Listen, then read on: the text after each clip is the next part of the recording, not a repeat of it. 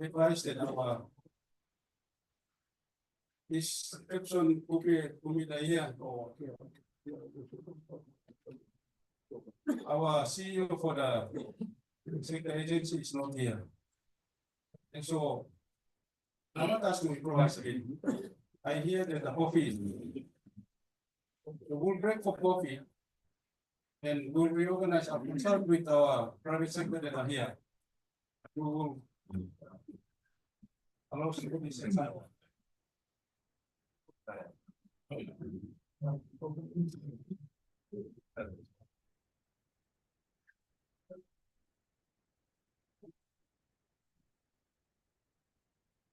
I'm having other works on that side, and I don't think we will improvise. I'll talk to our guys from the local industry when you take a coffee break. And we will change the way everything is here. Maybe allow the private sector to tell their storage. Rather than listening to us from this side all the time. But let's allow the sector to tell us what are the impediments, what are the challenges that they face.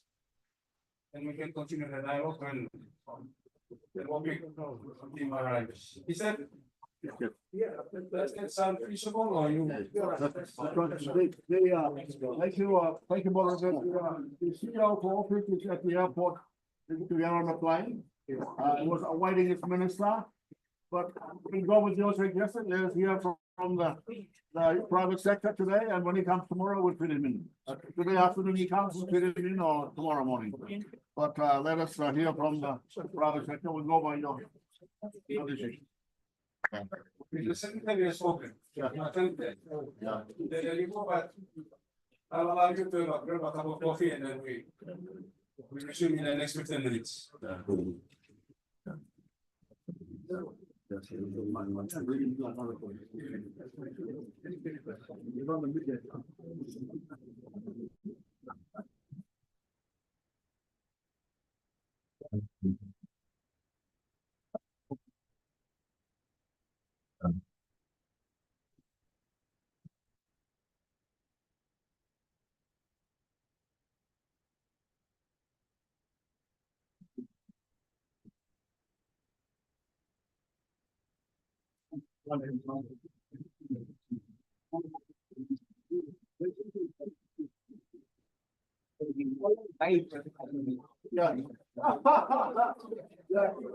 Asking the most important question. I have to go on the post that.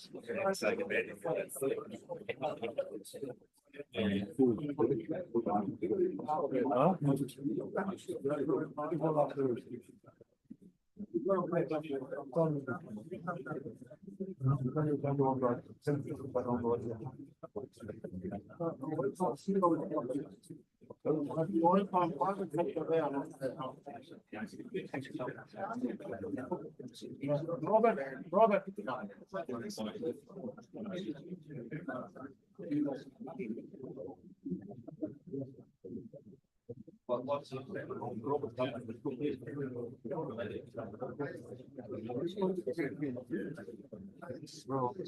Good morning. Morning. I want yeah.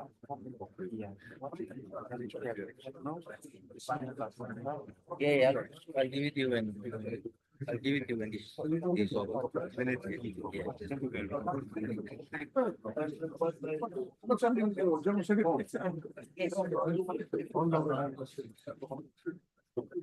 He's at the airport now. They've been waiting for the minister now.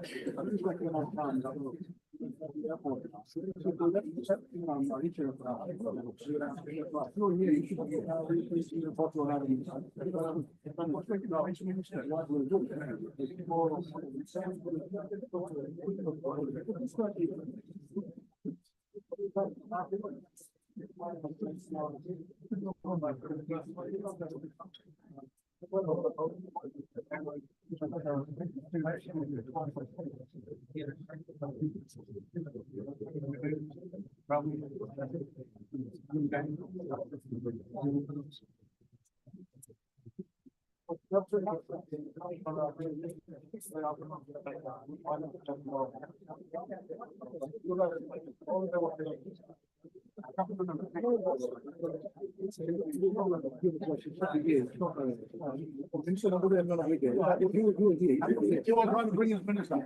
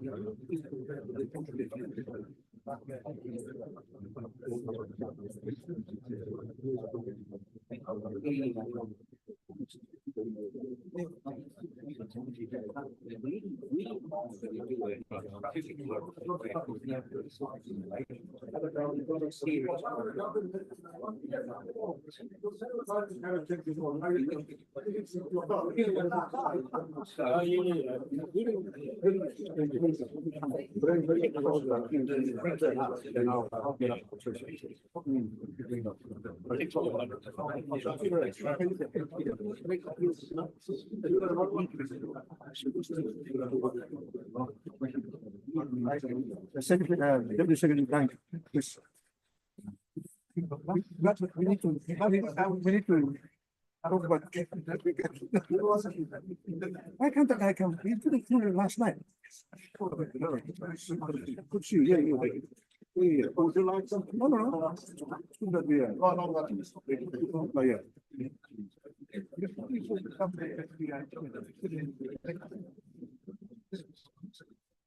This is what the one was supposed to be. My goodness, what are you talking about? What are you talking about? Listen, he doesn't need you. It's Mr. You, the secretary is here. You come here. Anyway. Okay.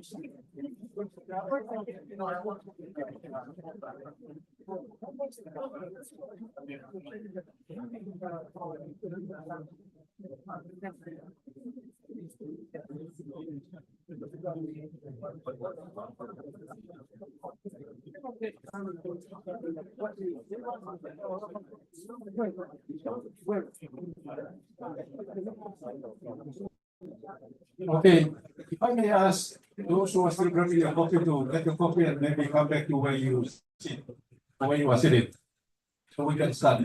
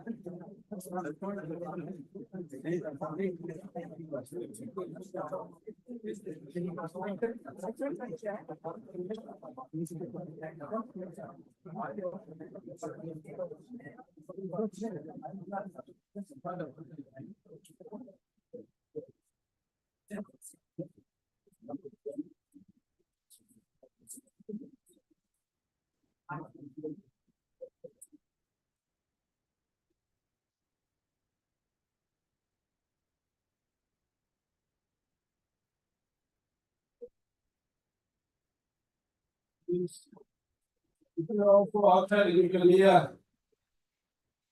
Can you make it in so that we can proceed?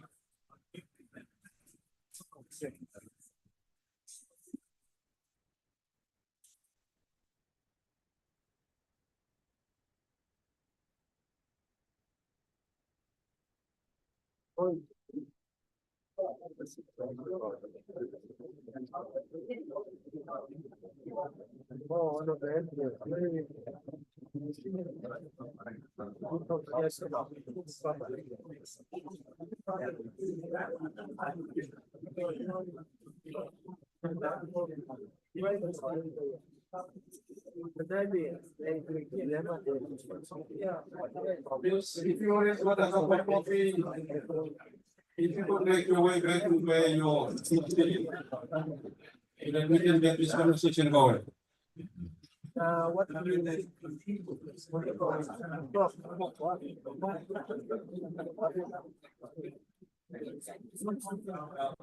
Hello.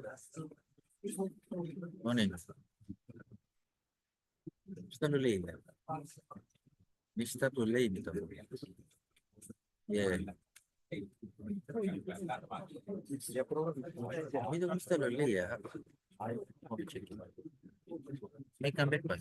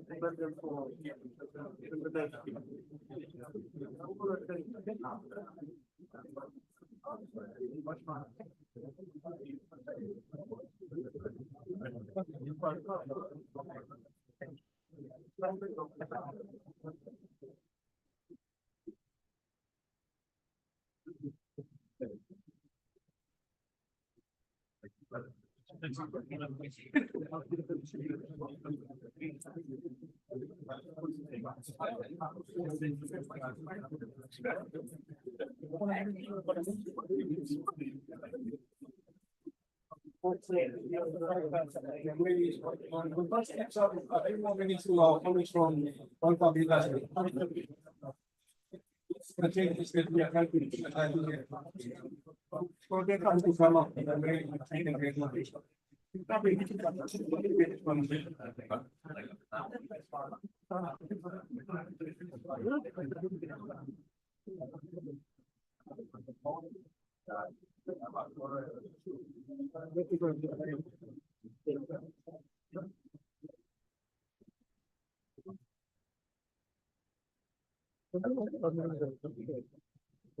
Huh?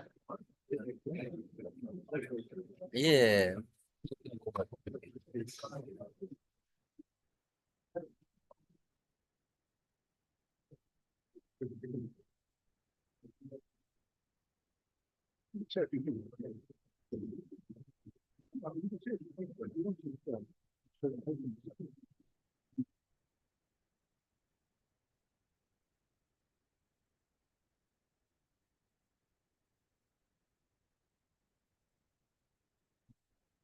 We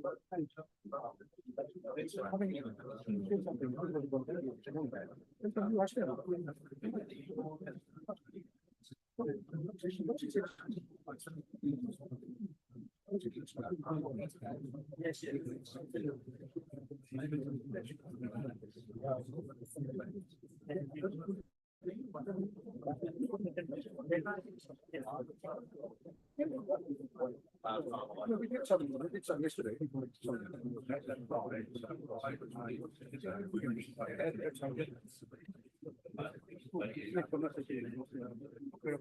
Thanks for that.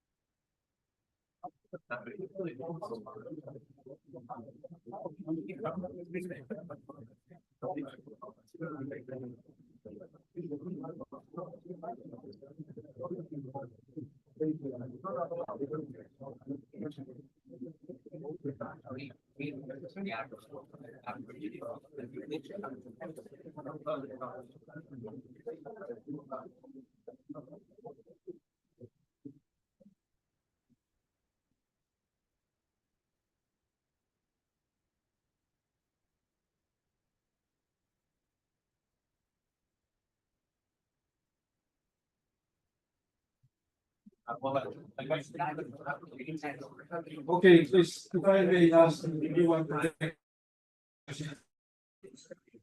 I know you want to talk, but please suspend the topic for a moment.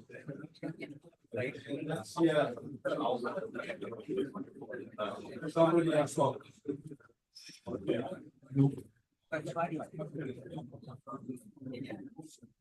Can I call the meeting to order, please?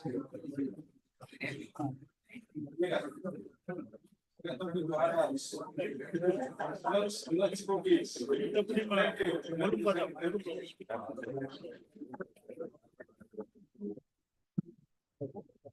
Okay, we, like I said, our people from the local industry corporation are not here. And so we're trying to.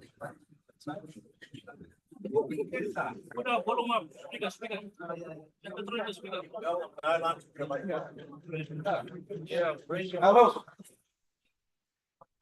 I hear that this mic, the speakers are not working, but I can hear myself. Hello, can you hear me?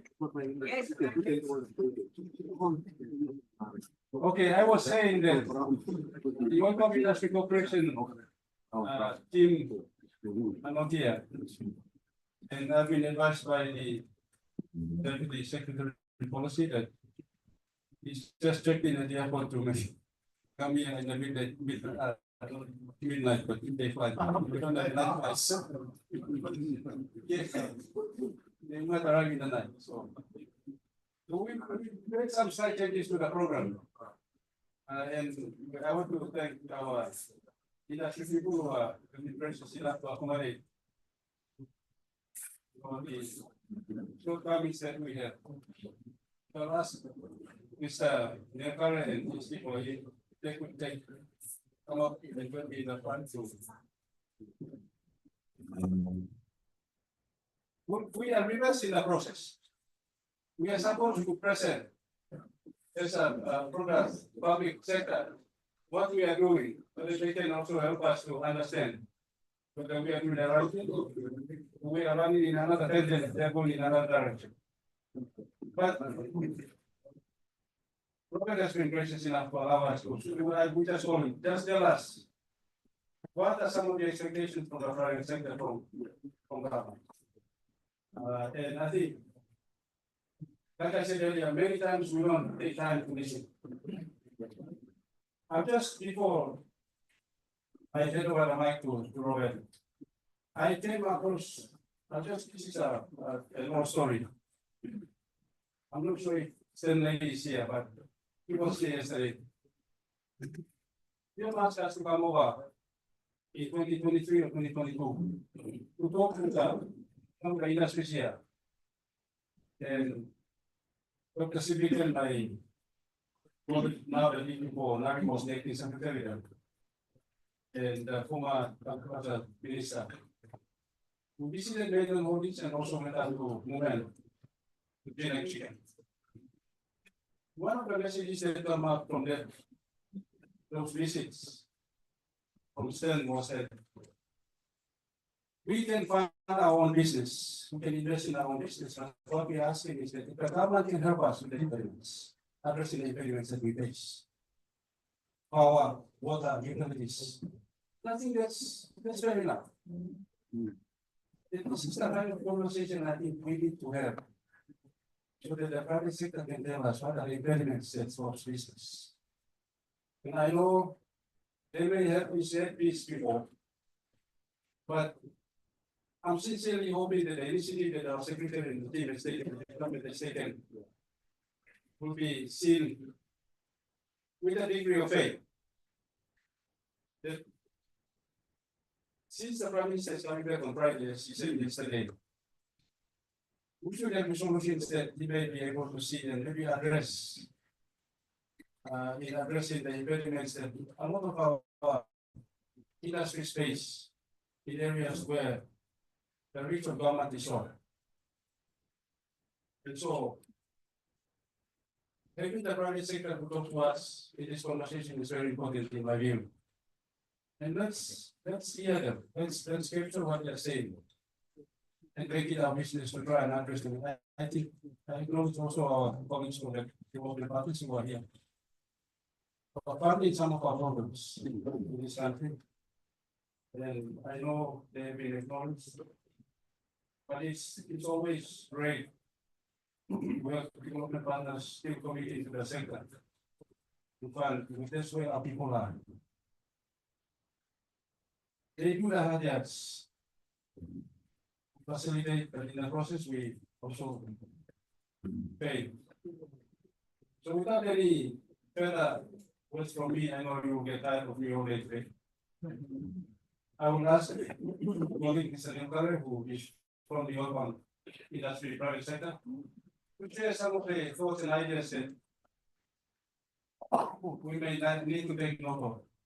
Thank you. Thank you. Mr. Omo. Disappointing that our friends from the industry, Oakland Industry Corporation are here.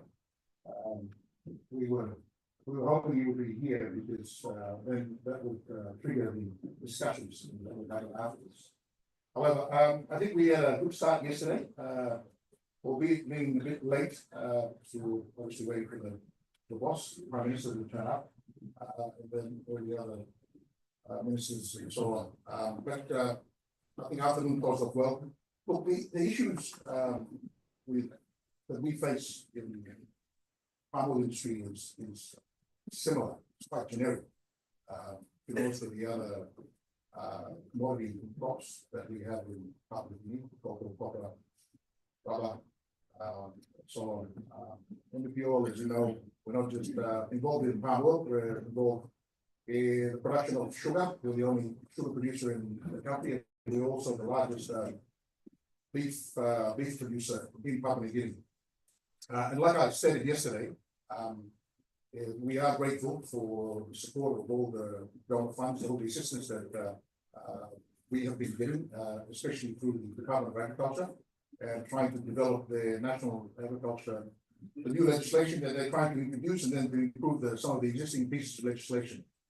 As most of you know or don't know, that just recently, straight after Christmas, we had the launching of the new national oil palm policy, or palm oil policy. Believe it or not, we've never had a national palm oil policy probably since independence. I think most policies with most crops will always be captured under as a whole under one national agriculture policy. So all of a sudden we have one that's been launched, and then I think that's going to lead to the development of some sort of legislation that will come out of that. And then I think they're moving towards developing a regulatory framework and a regulatory body that will house the palm oil industry. That's a good thing, and that's also a bad thing, because for years now I've been, the advice I've been giving the secretary and the various ministers. We only have one oil palm minister, and then obviously various ministers for agriculture is that have a look at the existing models of Coffee Industry Corporation, the rubber, cocoa, and all that. And then you have to ask yourself, when the government many years ago, when they established those regulatory bodies, statutory bodies, has the production of that crop gone that way, or has it gone that way? You have to do something to improve that particular industry. So, coming from the oil palm industry, I'm not trying to put down any of the other commodities, but we seem to be the only commodity that's exported and a little bit of domestic consumption that has been quite successful, and it's been growing from strength to strength over the last 20, 30 years. We've enjoyed that luxury because we've never had a statutory body or a regulatory body that's overarching over the industry.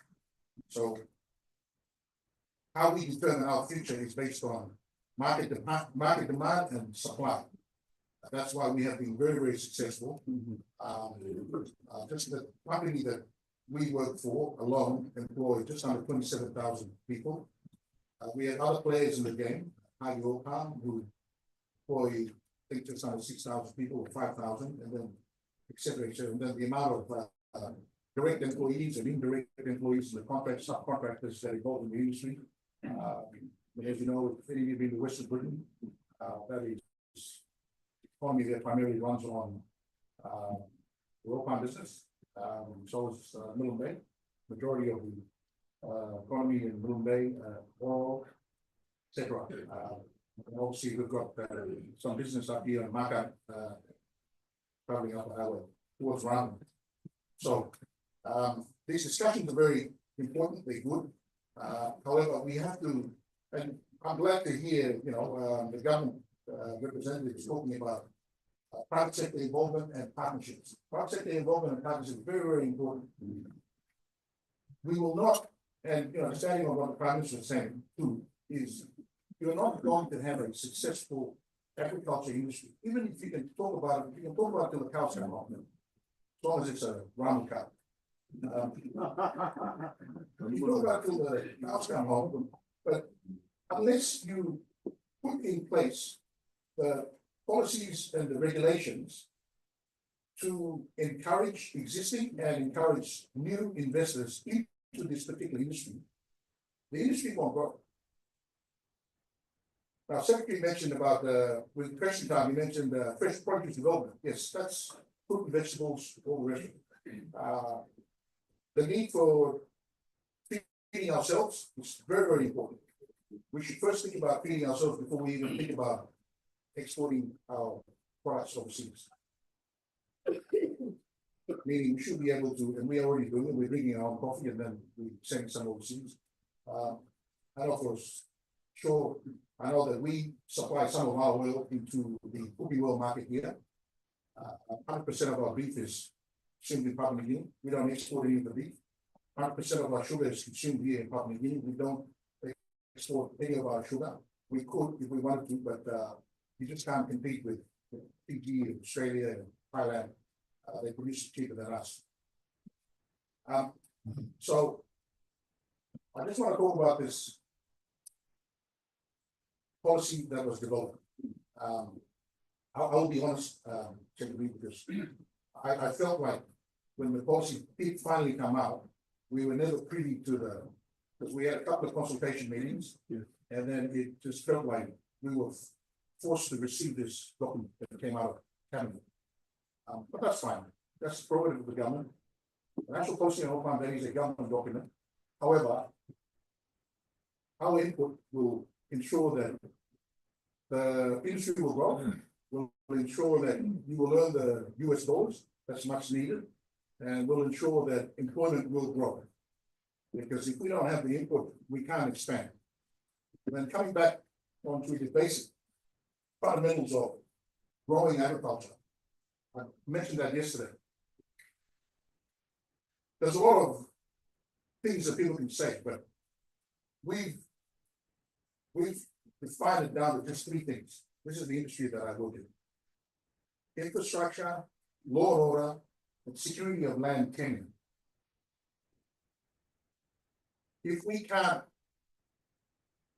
get those three things right, and the onus is on the government to get it right, you're not going to get another, as per the oil palm policy, government wants 1 million hectares of palm oil, oil palm.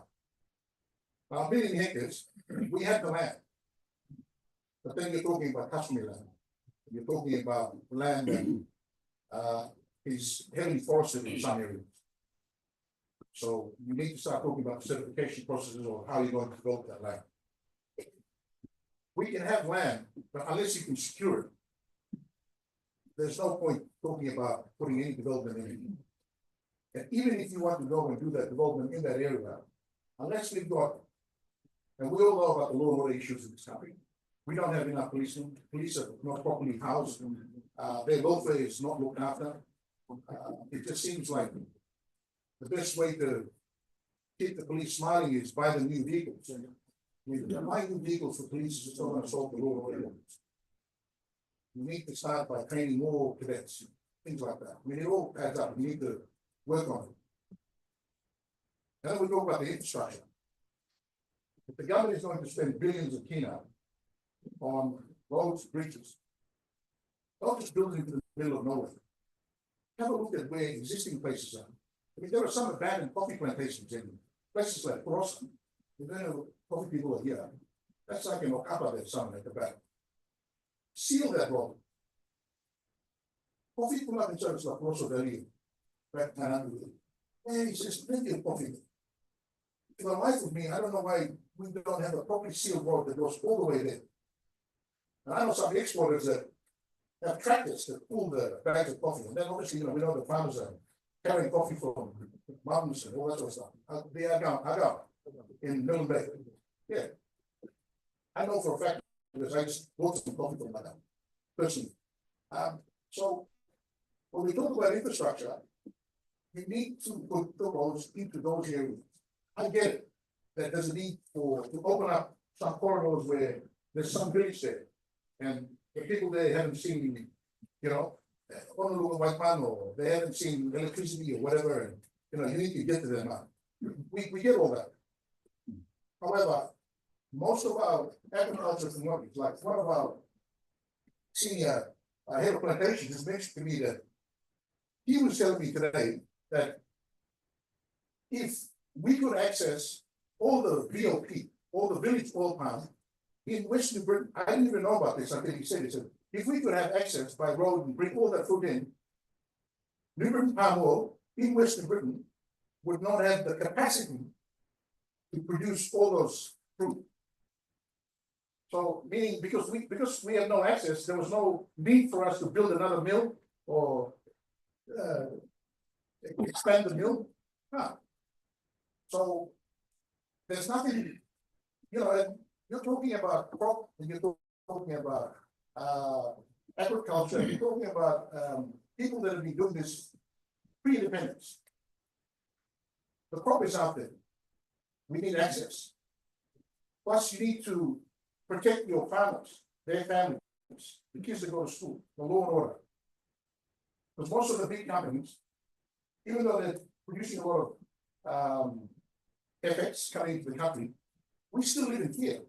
Western Britain, Millen Bay, Portland, Higatu, even up here in the Ramble Valley. Gotta get the law and order done. Security of land tenure. If you don't have the security of land tenure, I remember back in 2014, we had there was the amendment, I think Dr. Van, you were here with Secretary MD for Nari or Naki, one of them. 2014, we were here, we were talking about amendments to the Land Act. And then we were talking about how we were going to do the conversion of because 95% of the land in the country is customary owned. So how do we convert the customary land into state leases? But then a lot of the landowners, and rightfully so, public ground, no, why would we give our land to the state? Okay, that's fine, fair enough. Okay, so next question was, I remember having this conversation with the agriculture lands minister at the time, which was Honorable Benny Allen. He was here. My question was, okay, so how do we monetize customary land? So the only way you can monetize customary land is if you can convince the banks.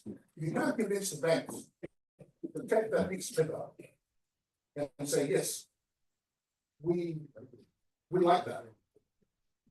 It's only the banks that can give value to your piece of paper. So we had the banks there then. So there was a formula and there was a mechanism that was designed, discussed, even to the point where through our own internal lands departments, we refined that. And we have sent a number of those recommendations to the Department of Lands, Office of the Prime Minister. These are the sort of things that conversations like secretary, with the biggest respect, we can talk about, okay, yeah, government and private sector, but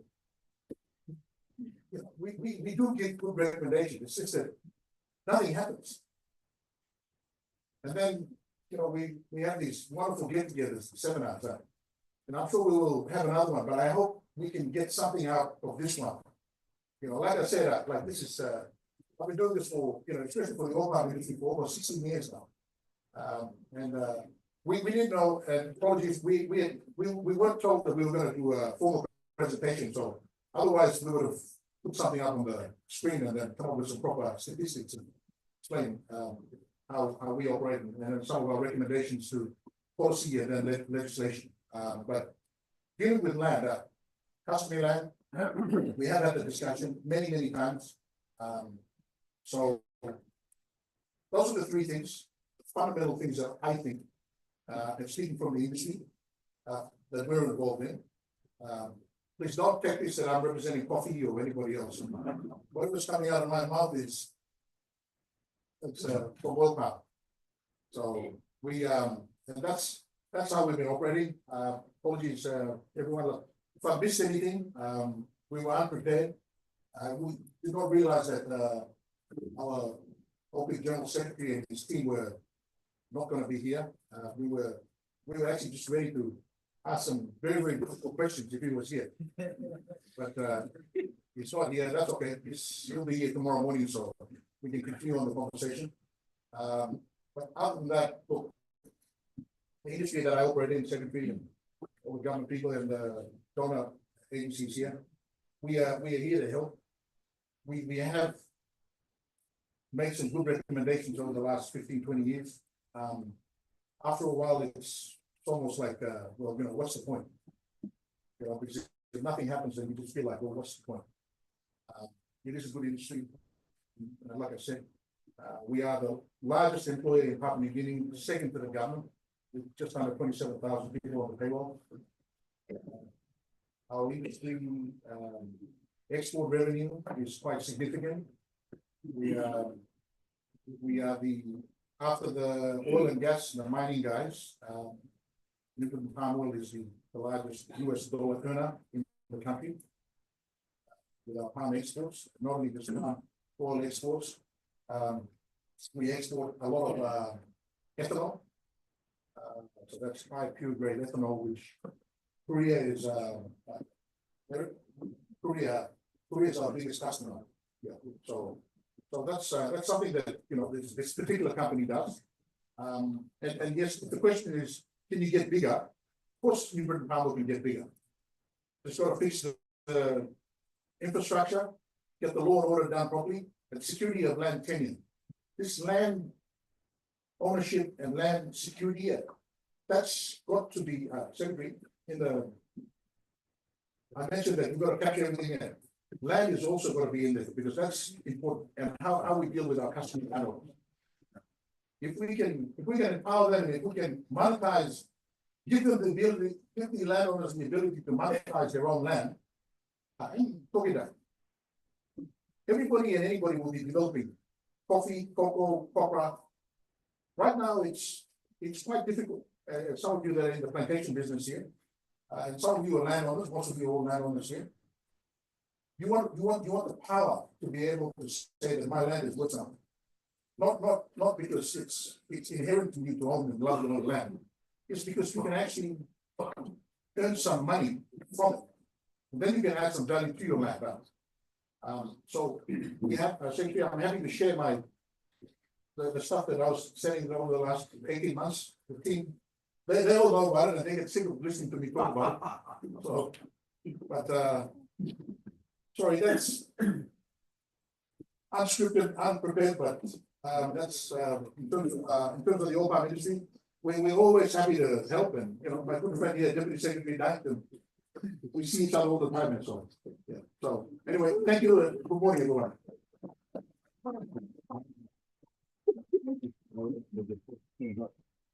We appreciate the fact that Mr. Neil Curry had to. I'll make a comment. So you go ahead. You talk. Open it up or not? Yeah. Thank you. That he was able to pull both together to share with us this morning. It's always wonderful to have people who are knowledgeable about industries that they share their experience, and I think the insights that you shared with us this morning is quite worth taking note of. The three things that he highlighted, which are, I think, people I'll open up for discussion this evening.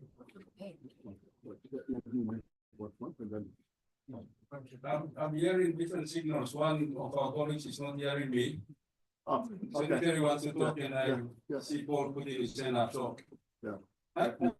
What's happening? I'm speaking as much as I can, but, hello? All right, we have to screen into this thing in order for us to hear. So I'll have the secretary to speak, and then we'll come to Mr. Baka. To everybody, yeah. So, Mr. Kara, thank you, and the oil palm team for the points you have presented to us. We take full note of the issue on the infrastructure, the law and order, and the security of land area. So that's very important. Let me just say one few sentences, is that our intention was for this meeting to also have the representation from government departments, the Department of Lands, the Department of Works, Department of National Planning, and Transport to be here. However, they have not come. So, and I think it's because the invitation went out not on time, late. And even then, if the secretaries couldn't come, they would have sent one of their deputies. But I think that on our part, we did not send out the invitations on time. Because it's about strategic partnership. When you talk about the land and land security, then Mr. Nilkara, the land's deputy secretary at least must come and be able to speak and understand this. And similarly for infrastructure, to do with power and so on. So that is our intention. The Department of Agriculture and Livestock, given our new mandate, refocused mandate on policy, coordination and M&E, it's our role to bring everyone to the one room, because it's the strategic partnership we must build. We must forget the mishaps of the past. We must now plan and walk forward together. For each subsector, there'll be a master plan in which the private sector will be dominant and will speak with every day with the DAL and the commodity board, the respective commodity boards, so we will work together and make sure the key government departments, such as the lands or the works or the airstrips authority and so on, are really brought into this, so that we are building the commercial agriculture and all of those necessary infrastructures and strategies together going forward. So Mr. Nilkara and Dr. Omaru as moderator, and as was prompted by Dr. Komalong yesterday, our next meeting must be where now the private sector will come and talk to the Department of Agriculture and all of the departments of government and the commodity boards, and on your issues and how you see us going forward. It will not be a long 5-day meeting. I've been accused by those in the high places that are the agriculture department has over the years just been sitting and making policies and holding long meetings. We don't want to see this now going forward. In the next 3 to 5 years, we want to see action and large farms and commercial farms taking place. So this next meeting will probably be the next last meeting where the private sector will come and speak to us, DAL and all of the government departments, and we understand, and our subsectors will do their master plans. And indeed, may God help us. Thank you. Thank you, Secretary. We'll hear from Mr. Baka, and if there is anybody else, I'll give you 3 minutes. Thanks, Dr. Muru. Just with respect to oil palm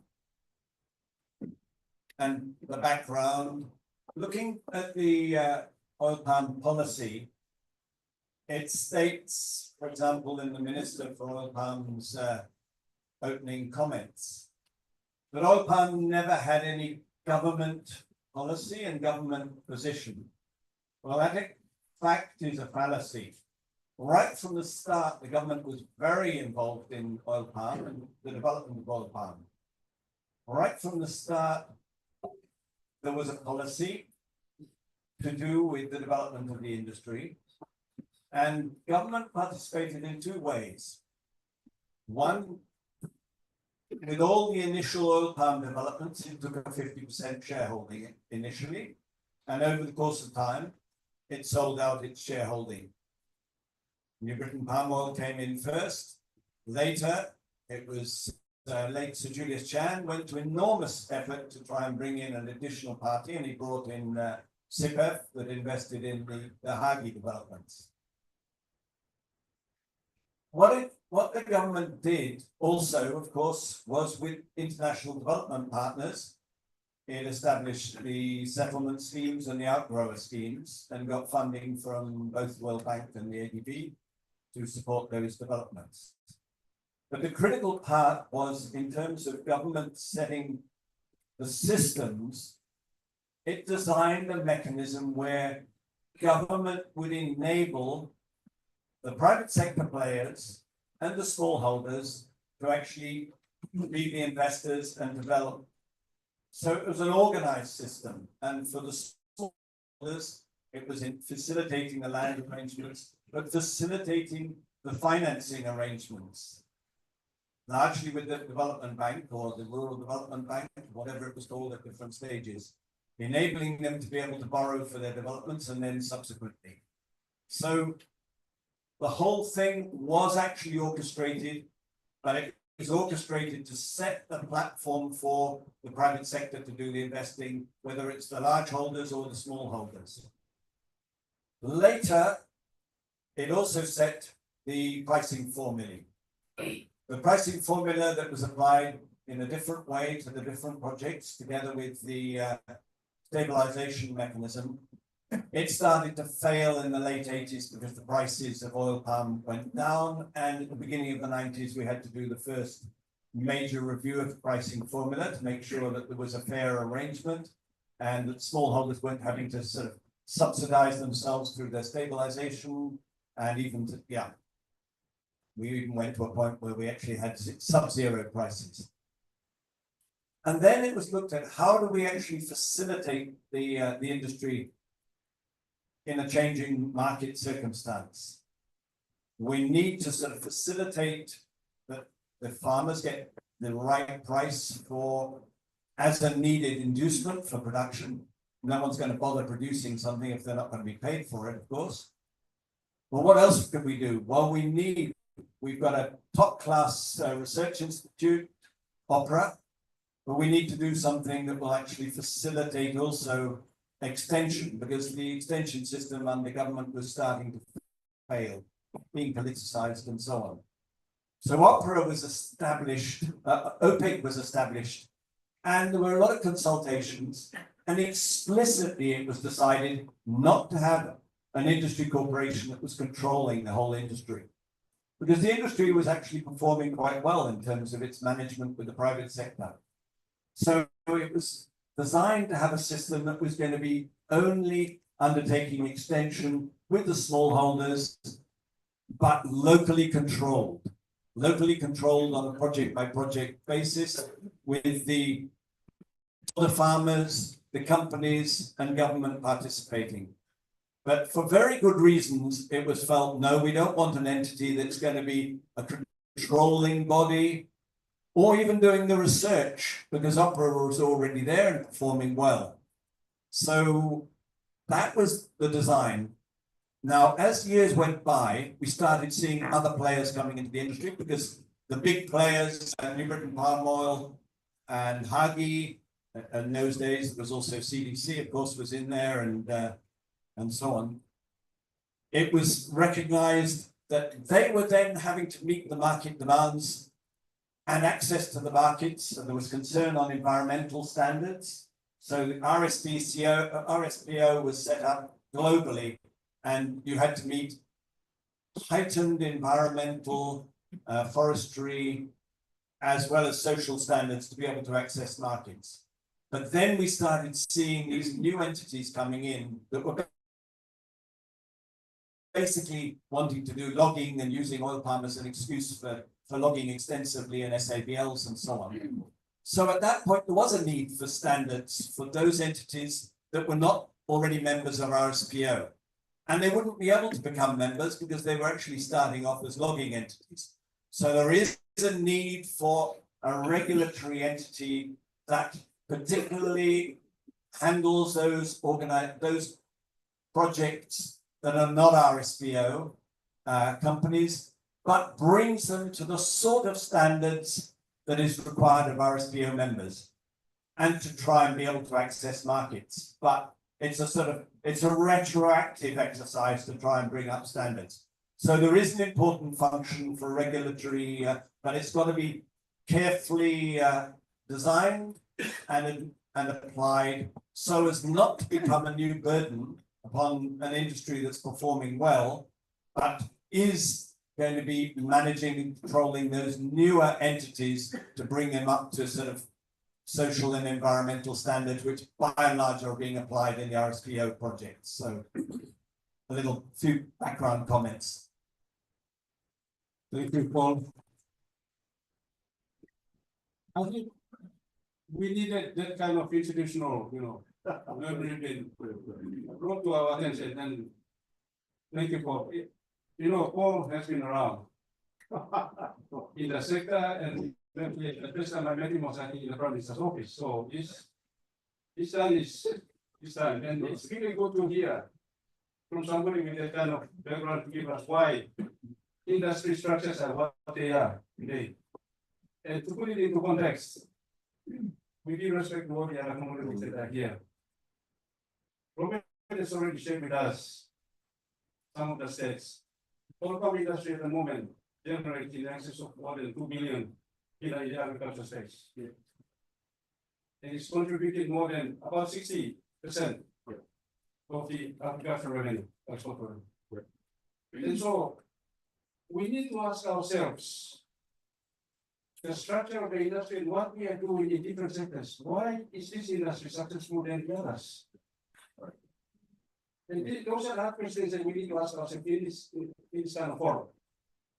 Maybe there is a need for us to start reviewing how we are doing business.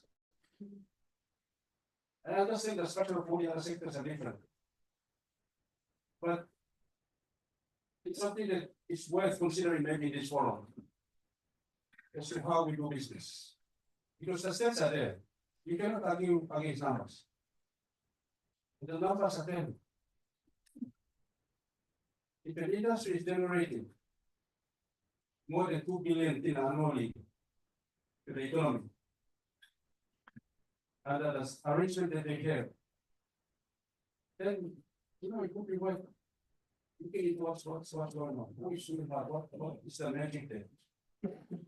I want to provoke your thinking, so that the discussions will bring up some ideas that we can capture and see how we can be able to contribute to this dialogue, to this conversation, so that we can be able to come up with something that will work for us. Quick comments, David? Not comment, a question for Robert. You mentioned that you've been putting in a lot of submissions and so forth to the government system on various issues that hadn't gone anywhere.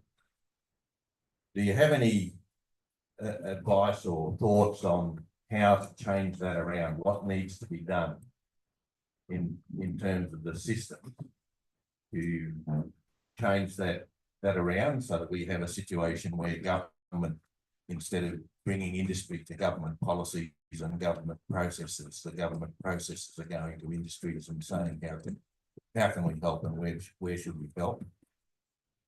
That's my first question. And the second question is just to get things in a little bit of perspective in terms of capitalisation. Do you have a ballpark figure, it doesn't have to be very accurate, on what it might cost to establish a hectare of oil palm with or without the infrastructure support, the mills and stuff like that?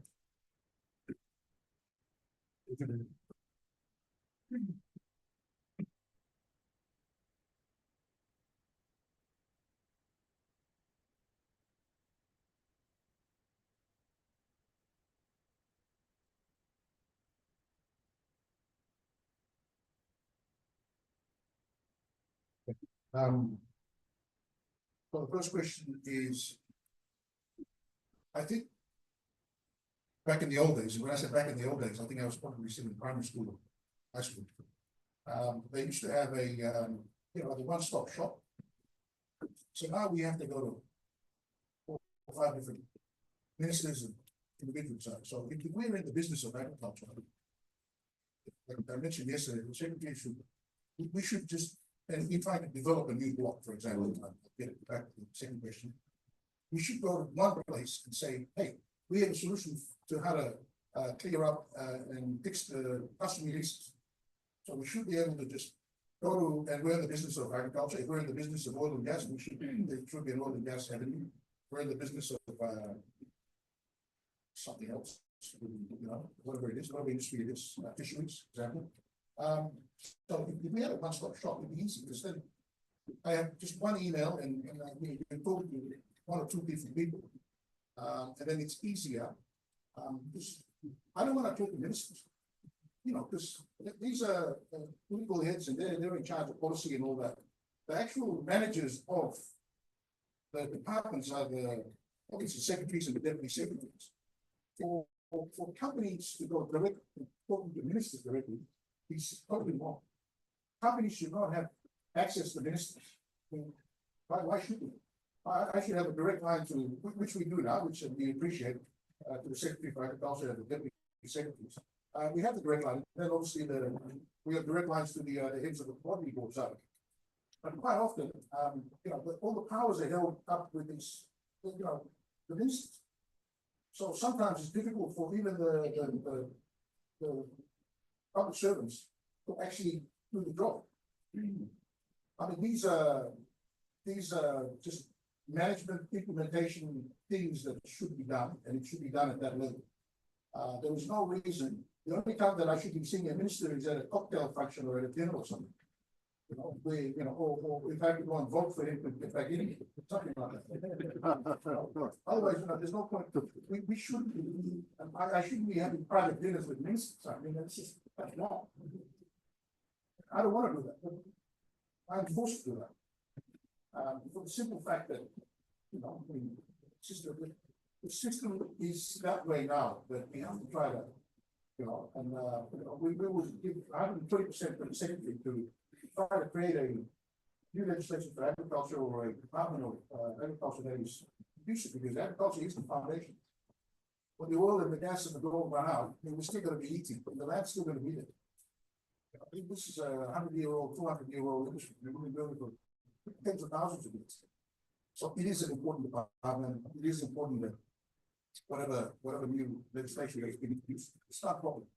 So to answer your question, no, nobody wants to catch up, except get go for something and talk about something else. But we shouldn't be going directly to the minister. I think that's wrong. The second part is without the mill, without the roads, everything like that, develop a 1 hectare of palm oil is 15,000 in Russia. So $3,000 or $4,000, whatever that is. And just to give you a regional perspective, to develop a hectare of palm oil in Papua New Guinea, because of the input costs, this place is a very expensive place to do business, as most of you didn't know. We are 3 times more expensive than Indonesia to develop a block of palm oil in Indonesia or in Malaysia. So we're generally speaking, we're in an expensive place. We do agriculture, and I'm sure we do other things as well.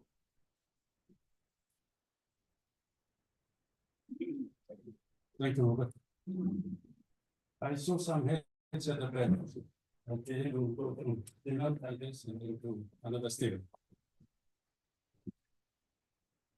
Okay, talking about the special agricultural leases, if we actually include them, I just want to do a correction. We no longer have 3% alienated. Total land alienated at the moment is 17%.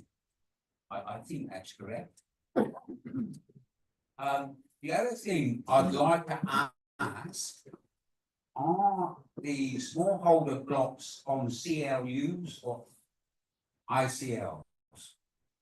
I know we successfully repaid all the debts on plan land usage agreements in Morribee province under was it Peter Grant and Keith and the rest of that team.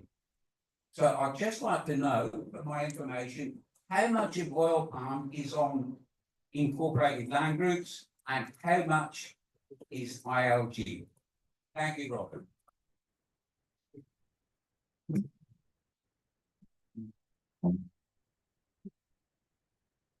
Say what to answer this, and we'll wait for coffee to come and answer. Sorry, Robert, what's the passport? It's a good question. We don't have the details.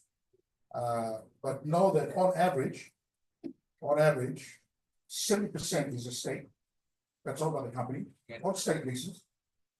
And the rest is mixed of, VOPs, smaller growers, and lease backs from that. So about 30%, that's the proportions. The specifics we can, I'll just go over the group average. Group, yeah, so 60, 40, 70, 30. So that's, you need that mix to run a successful nucleus estate model. You can't have it the other way. No. Which is kind of sad for our family coffee, yeah. Because it's skewed the other way now, some of the other commodities, if you want, but then you control your output, or your throughput through the mills, and then you're operating at optimal levels out. You have millions of invested or dollars invested in a facility, so we want it to be about 60, 40, 70, 30, that's about good mix. Thank you. So, nice. We have another question, then I can.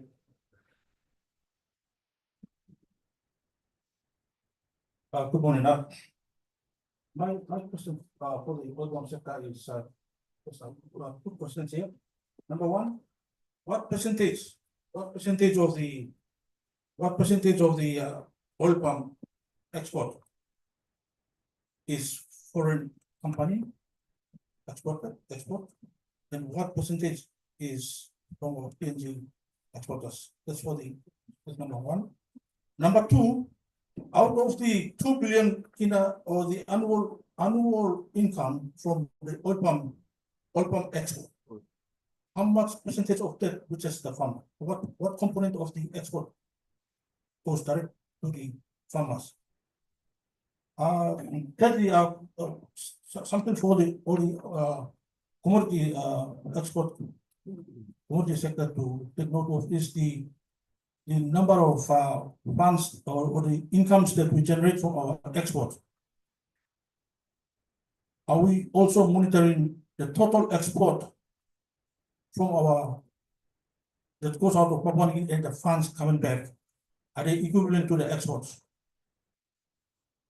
This is something that we need to look into, because most of the funds are not coming, it's helping someone else, but this is a percentage that because at CIC we are also encountering these issues. Maybe the oil sectors can highlight us on that. Thank you. Thank you. Those are good questions. So as Mr. Barker pointed out earlier on, the industry started off in 1967. Started off in Hoskins. It was a Australian government World Bank funded. This is pre-independence, and they did that because Australia was gearing up towards PNG getting independence in 75. So they needed large commercial activity. And agriculture was one of them where they could employ people and set up some economies in the places where they did. Interesting enough, sorry, I'm going to get back to the question, but interesting enough, Western Britain, Hoskins was the main town and government headquarters and all that. And then the development of Kimber Town was because that's where they needed an export port when they developed the palm oil in Western Britain. So all that development, and then Kimber Town was born because of palm oil development with the World Bank and the Australian government at that particular time. Okay, so coming back to the stats, you were talking about the ownership of the companies. Okay, so I can only speak on behalf of New Britain Palm Oil. So in the industry right now, there are 2 companies that are what we call RSPO certified. They've been certified for the last couple of decades. New Britain Palm Oil Group plus Hagi, which is CPF, which is in Biala and Western Britain. Those are the only two companies that can sell certified oil into the European market, which actually it's a requirement. You want to sell it to the EU or into the UK market, and then that's basically where most of our oil goes into, is the EU and Europe.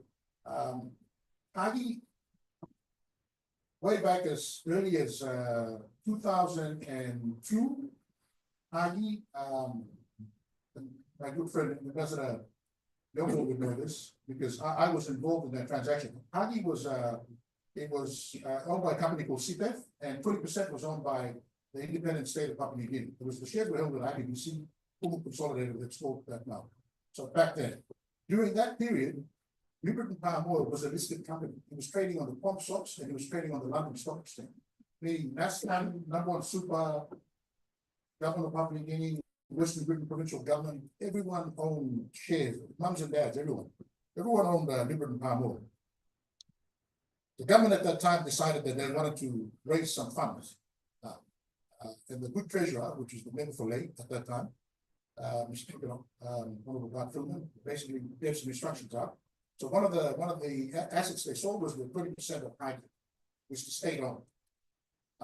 I know this because I was 27 years old, and I was instructed, because I was working for that organization at the time, to actually sell those shares. So 100% went to CPEF because the government wanted to sell.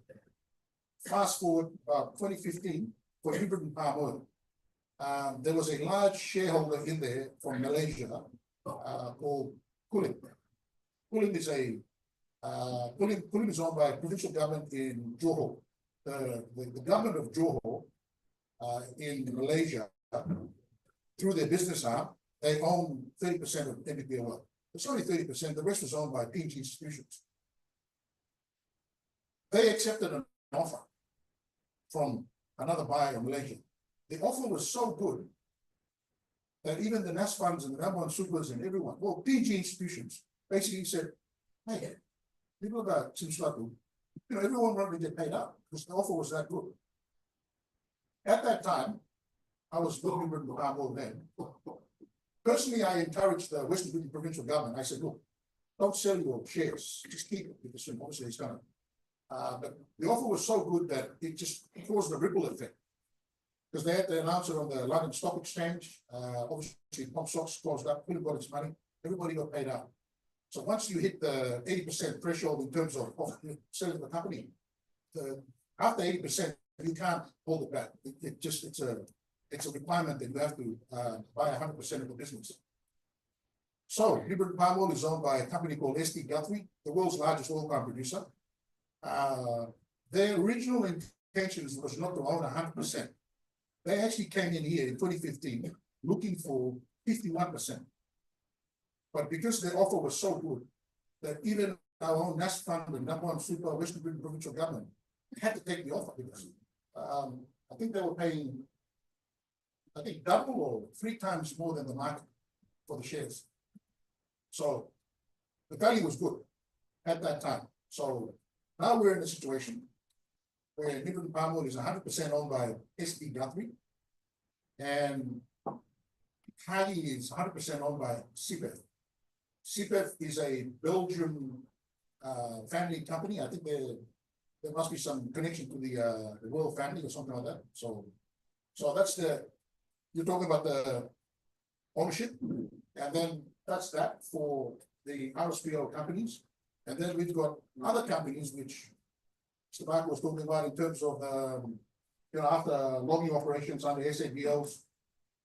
So we've got operation in Bawani, Pacific Oil Palm, and then obviously we've got the other controversial one in Eastern Britain. So these companies have done their logging and they've planted the palm flag.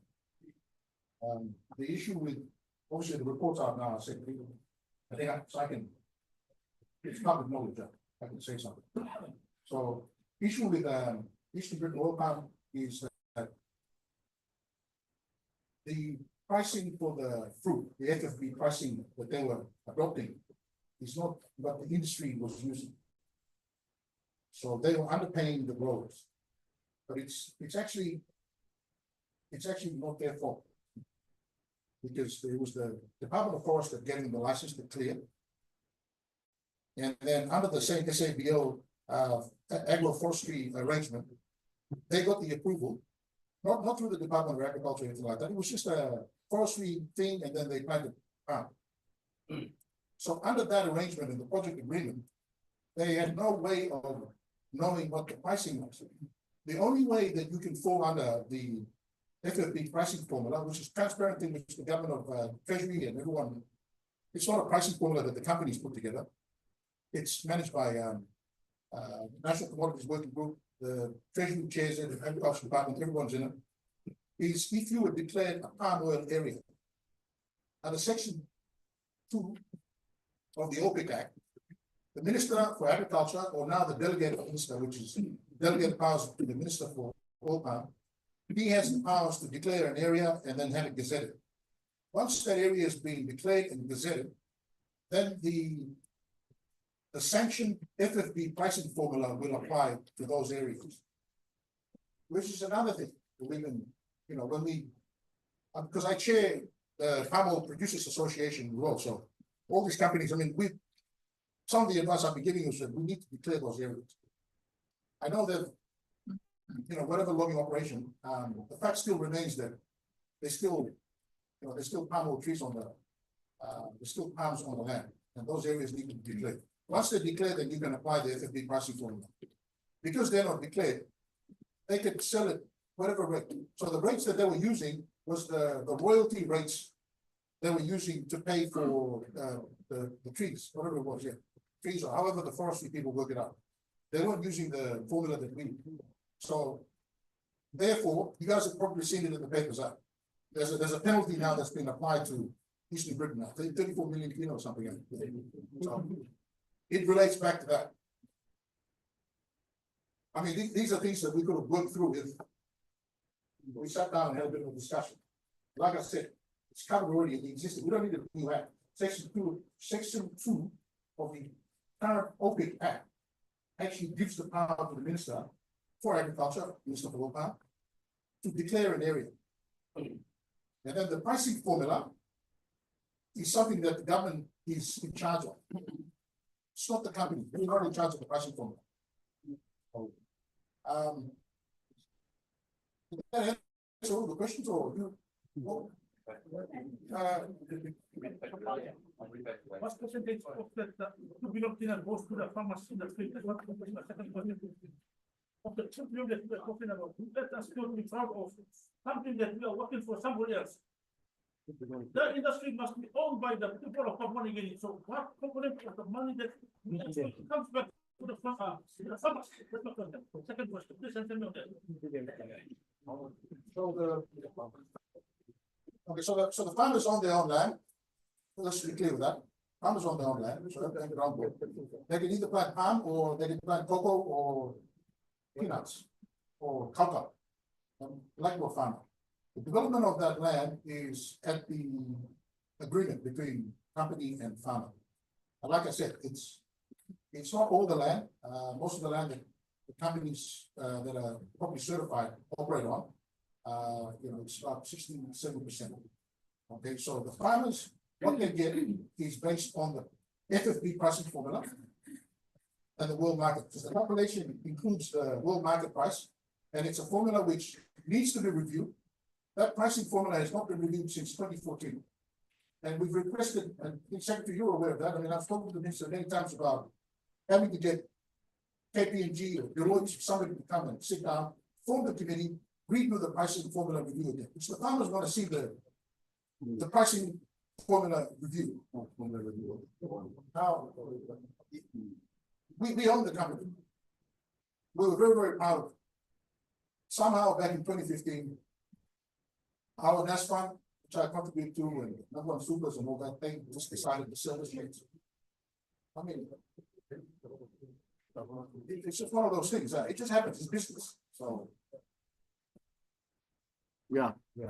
I think, so that's fine. I think up to now, and the question that Mr. Stephen Trevor was asking, let us reserve that for when Capson comes here, the CEO, or OPIC comes here, and tomorrow we can understand this, huh? The question, Mr. Trevor, you're asking can wait until Stephen, until Capson comes and does a presentation tomorrow. He's wanting to understand of the 2.5 billion forex earned every year by oil palm, how much of that percentage goes to the local people, the customary land, whoever involved in the oil palm industry, the Papua New Guineans, let's say, versus compared to the big companies and the investors. I think that understanding we can establish tomorrow when Captain comes. Of course, you will be here and we can discuss that tomorrow. So thank you very much, Mr. Nilkara.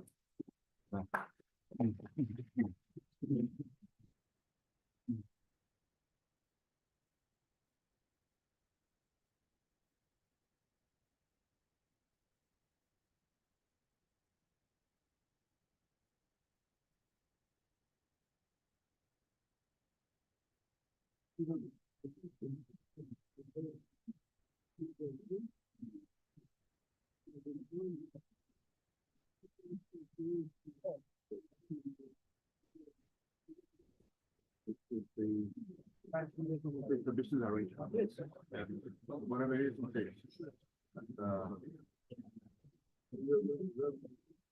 there's no right to consideration issue. There should be no issue about it. Whoever Papua New Guineans are involved, even they put in their own customary land in and so on. There's now every opportunity to benefit.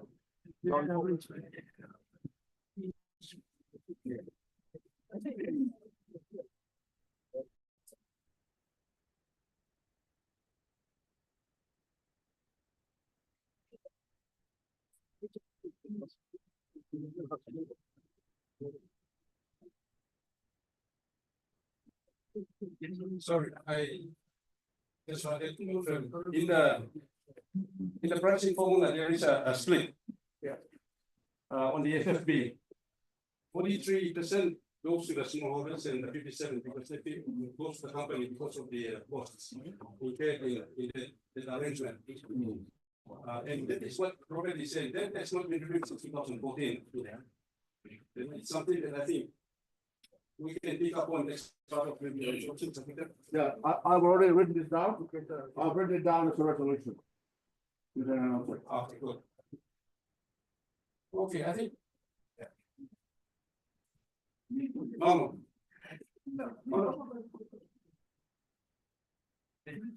Please, okay, take. Please introduce yourself. Thank you. Stephen Kamga from coffee organization called Guna Coffee. I'll speak it in picture and I'll speak it better.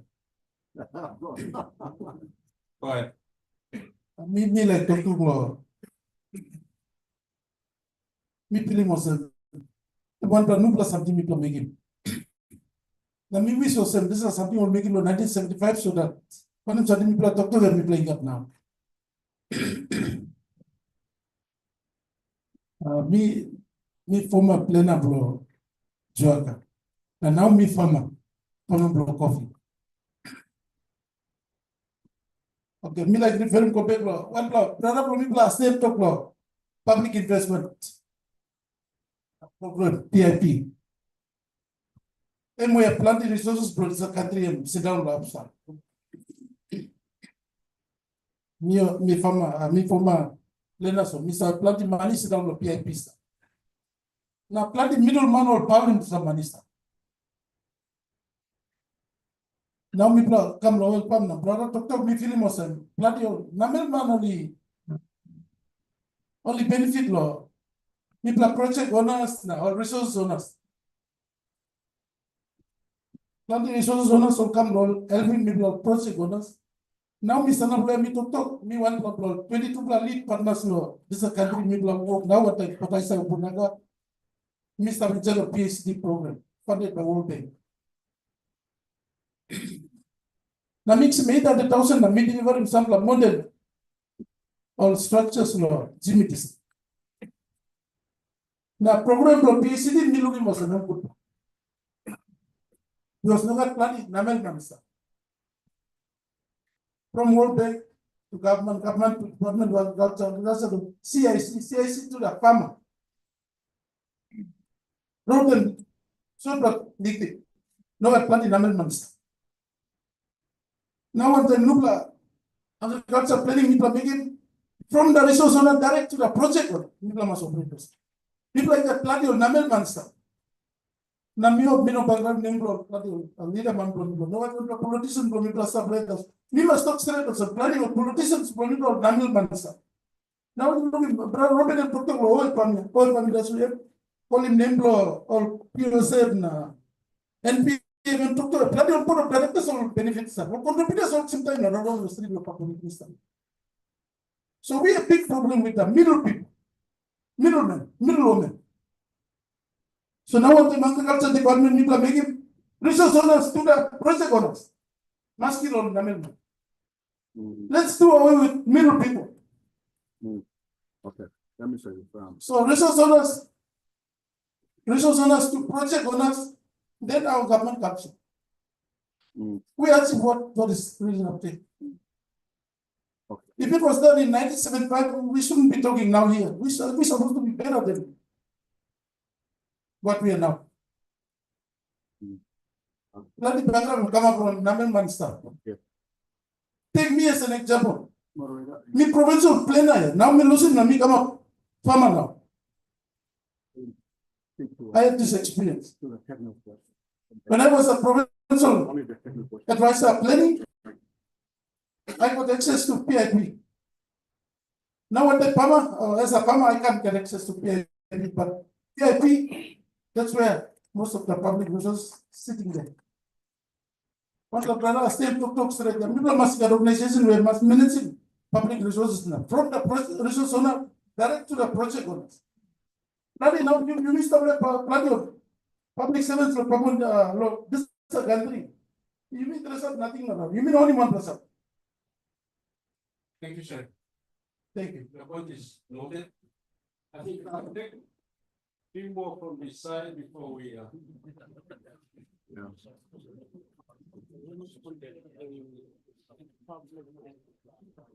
Yeah. I'm fine. I was about to step in and I told him to let him talk. Hi, my question goes to Robert. Yeah.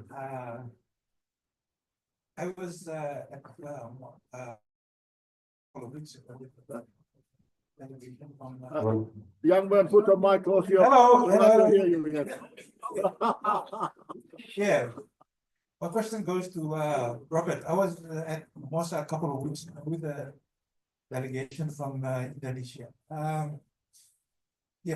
Just congratulations on the work that NBPOL is doing, and especially in oil palm and in cattle. NBPOL has the largest head of cattle in the country. In fact, 27,000 out of 46,000 head of cattle in this country. 24,000 at Ramu and Makam and 3,000 at Numundo in Western Britain. And apart from the cattle, good to see that the NBPOL is also using work farm to add electricity into their power themselves, they provide their own electricity. Also, I also know that NBPOL is also getting into the virgin coconut oil business here. So, could you just tell us a bit more information about how NBPOL can help the local cattle industry to grow? This one. Number two, how you can help the PNG Power with all the blackouts. And number three, how do you plan to expand into virgin coconut oil? thank you, Palong. Please, if you are going to ask a question outside of the oil palm industry, and I want us to stick to oil palm, maybe beef and sugar for now.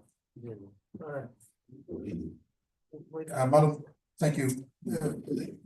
Our head of beef will be here tomorrow for the beef session, so he can give you the statistics on that. In terms of the copper, coconut oil production, that's so we represent.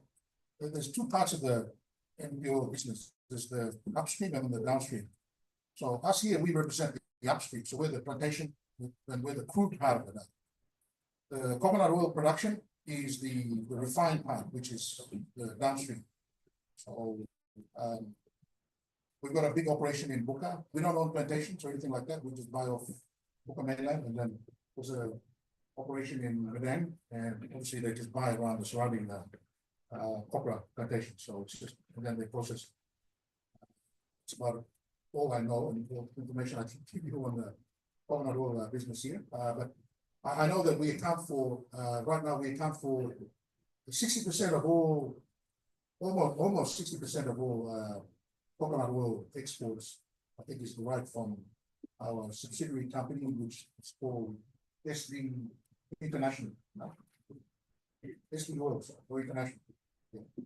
So that's part of the family of not only palm oil but Sangha Guthrie. With our production, yes, Western Britain is doing very well with the biogas. There is potential. I think the next. Okay, so the general manager for Hikituru here is saying it's Hikituru, so they've already signed off financing and all that sort of stuff. So they're in the middle of starting construction of a power station, biogas power station in Hikituru, Pomdera. Yeah. And then I think the next. I don't know. Or Western Britain is covered. We're about doing Pomdera, sorry. And the next potential is up the road here, Ramu. And then we've got Mullen Bay. It depends on your production now. So you need the raw material. So depending on the size of your acreage, and then your production, and then how often you produce. And it's the waste that we use to produce the biogas, and then the methane is captured in the domes that you see when you fly over Western Britain. So it's captured there, and then it's basically fed through a gas turbine, and then the electricity is produced. Thank you, Robert. So the nutrition and palm oil is a very diversified industry. I think there will be more than just palm oil. Everybody wants to go. Let me will give one of the ladies. Thank you. Kasa, you talk here. You want to plug our people out of poverty. We all stuck on them. We grow up last oil palm. We're the top pitching now. We grew up last oil palm. Thank you, oil palm industry, pay my education from me, and we go school in university and we work. Thank you, good secretary. Look, pricing you talk here. That's something to consider. Oil palm is the lowest pricing part of the farmers. Suppose you talk about 600 kina to 600 kina per ton, 1,000 kina per ton. If you look at it, it's like 60 per kilo and 1 kina per kilo. When I do the economics on the same unit of land or plot of land, if I want to plant oil palm or coffee or vegetables, I can get more than 10 times more than return the oil palm give me. I'm speaking from the smallholder perspective now. And that's why pricing is very, very important here. And oil palm is the lowest paid commodity if you have to go by kilos. DY, maybe cubic meters, gold, grams, you need a measurement that we use.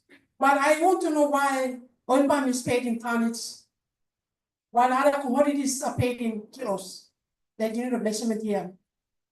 When we say 1,000 kina to 600 kina to 1,000 kina per ton, it's equivalent to 60 to 1 kina per kilo. Now coffee is going for 13 or even 15 kina per parchment. When you have the green bean, what the different grades now ranging from 20 to 35 kina per kilo now for the export. So when you talk about here, look at the benefit of each industry to our local farmers. Let me tell you, suppose you grow large oil palm, you in this room, our families are still living in poverty. How do we take them out of that? We're talking about big money, thank you, oil palm is bringing to the country. But looking at the impact that it has, the industry has on the people, that individual households, you would see that there's more to be done, and I think it comes back to the pricing. Thank you. Yeah. All right, I think, People who come to yeah, thank you, moderator. This issue of pricing, we've already agreed that we are going to write. We got a committee, we will look at it. We will review. So please don't go on that anymore. Stop that. Go to something else. Thank you, thank you. allow, Humphrey to say something. Thank you. I think we've been sending a lot of questions to our industry partners. Now, my name is Humphrey Size. I'm also now I'm rice farmer, grain farmer, but I started my career in oil palm. So I'd like to answer the question and really our my industry partners. I worked as a initially worked as a estate manager. You see, a lot of the estate production, we farmers, we do disservice to ourselves by not managing our blocks. So if you see the yields in plantation run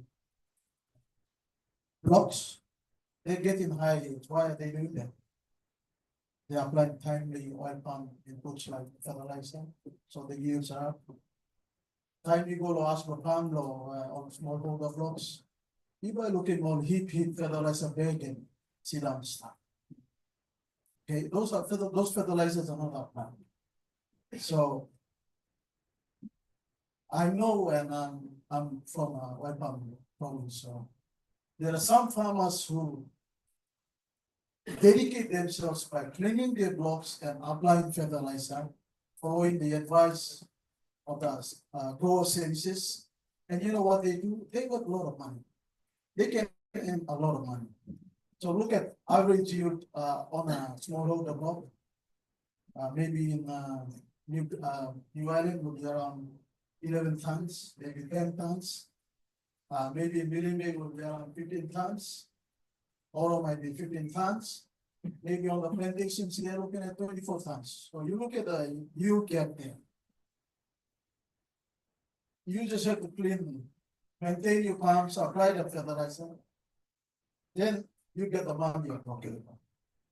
But if you expect to just let the oil palm do the hard work, you're not gonna get the money you want to get. You got to literally look after your blocks to see the level of income you're talking. Right across the road, any crop, you got to manage your blocks. Thank you, Humphrey. I just want to, I think we stay over some minutes before we break for lunch. I see that the lunch is organized. We've got half an hour. Okay, half an hour, thank you. I want to, you know, this is a very good conversation, and I just want to question colleagues from sister industries that are here. Let's use the successes of each of the industries to, you know, look at ourselves and what we can do. Rather than us coming in and trying to, you know, discredit one another, I think it's not healthy. So let's hear what the industries are telling us. If there's something we can learn to improve ourselves in the way we conduct business, then let's do it. And you know, each industry has its own challenges. And so for those of you who are in that space at the moment, do the best you can. And this conversation, I think, is one we need to learn from each other. If there's something that is being done in another industry that we can draw lessons to improve ourselves, and let's do it. Because if we start to, you know, throw stones at each other, then it's not going to really help. We are here for a conversation. And that conversation must add value to what we are saying, what we are doing in our industry. And that's a message that you take back to your industry. Mr. Oliver from Wolverine. Thank you. Thank you, Eric. I just wanted to provide some experience. I worked with the PNG Oil Palm Research Association as the regional agronomist for the mainland region based in Oro Province. And at that time, under the Commonwealth Development Corporation, this was before joining the bank. One of the biggest, one of the major activities I was involved in is actually running fertilizer trials in the field, and providing recommendations both the OPIC and to the companies. One of the things that we found, our extension at that time was working really well. We had a local planning committee, which was chaired by the provincial administrator. So basically, I'm not sure whether the planning committee still exists today, but you had the provincial administrator being able to be informed of what's happening out there, so that we can also help in sort of sorting out land issues or fixing the roads, so forth. So that seemed to work. Where are you now? We also had OPIC had the role of extension. And their role was to go out there and with the results that we provide from OPRA to demonstrate to farmers that if you do the right things, you can get as high as 25 tons per hectare. And some of the farmers were achieving that. Today, the yield gap is even bigger. Farms are not even getting the yields as high as 20, perhaps maybe 10, maybe because they are not actually managing their blocks. So there is an effort that you need to put behind crops such as oil palm, which requires a level of management to be able to put into it. Whilst we see that some of the blocks and block owners who actually were brought in during the establishment of the settlement scheme, they are now in their third, fourth generations. And I think one of the failures that we needed to sort of, I think, look into is really, over the years, they've had the experience, they've had the boom and bust kind of thing. They've had flush with money. They've had times when the oil palm price was very low and the stabilization has to kick in, stabilization fund to actually support the paying the farmers. So I think there was good intentions for the industry. At that time, the industry was basically based on a plantation nucleus type arrangement that the smallholders would basically supply the fruit and sell to the mill as the market outlet for them. But also there was also opportunity for them to actually transform with the revenue that they are earning. And mind you, a lot of us that are sitting, probably some of us in this room, were actually school fees were paid for from oil palm. So I think we have benefited in some way or another from being a relative or a son from an oil palm block. So I think there are some things that we can learn. We had also PNG Oil Palm Research Association was a parasitical body, meaning that you have government and the company organizing the management of the association, it's called at the time, and I'm sure it still is. But they had the research, you had the growers associations that subscribed to the planning committee, and then members of that also represent that planning committee, whether it's in Oro, West New Britain, to the National Oil Palm Board or whatever they were calling it then. But I think it's a structure that we can look at. In terms of revenue, when you actually look at West New Britain, and I'm sure we've heard from New Britain Palm Oil, every year 600 million is in the economy of West New Britain. That's how much money is out there. But these are also some of the provinces where we are having some of the worst law and order situations. Thank you. Thank you, Alan. I think it's good to have people who work in the industry, who work to the industry to give us the insights that we receive from them today. So that we can provide some balance to this conversation. Mr. Turi at the back. Can somebody take a mic to?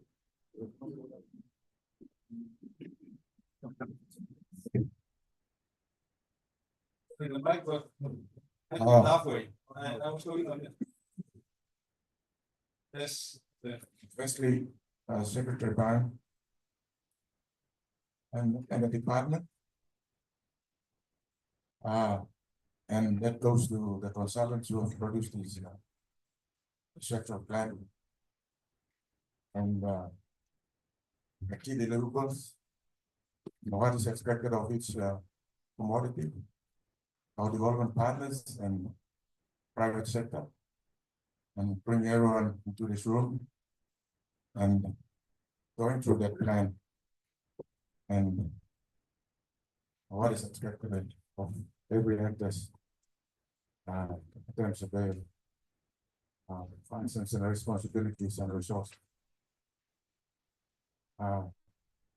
As we know, the DL is seen in terms of challenges in administering the plan itself, and that goes with governance of it, with the department and the administration side of it.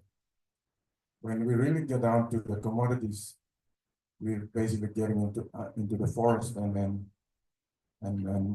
maybe discussing other detail, but we lose focus on the strategic goals and responsibilities. Basically, what we in our questions and in our discussions, we did highlighting the gaps in governance and administration. So at the end, it's seen, so there things to be addressed and then documented. So that's part and parcel of this conference here. And then every commodity boards and the private sector, we have operated in our own isolated environments, and then I'd like to thank the secretary and then the consultants and the team, the people that get involved in the plan itself, and then pointing out to the gaps and the things that they're planning to do in terms of legislative and the administrative order and all that. With the previous acts or legislations, it has empowered the province and the districts, and then that goes with the government resource backup. And then we don't have the provincial administrators and the district CEOs in this room. That would be the next thing, to have such conference with them, and then let them be familiar with the plan itself and what they're doing. And then whilst we're here, we're discussing all these things. We're talking policies and governance and administration. So it's a good team. And then with our private sector, government is providing an enabling environment for them to operate. It's a business investment, so it's a corporate social responsibility. We'd like to hear from you, and then the success stories out there. What you're doing is contributing to the sector. So in terms of monitoring, evaluation, and our key deliverables, we want the report to be coordinated through the department so that we can report back to the government. So whatever we're doing is under the government, under the Prime Minister. There's will with the government in terms of investment. So agriculture is not about business. It's about food security as well. And then it's about employment. So a lot of the social problems we can address through creating job opportunities. And then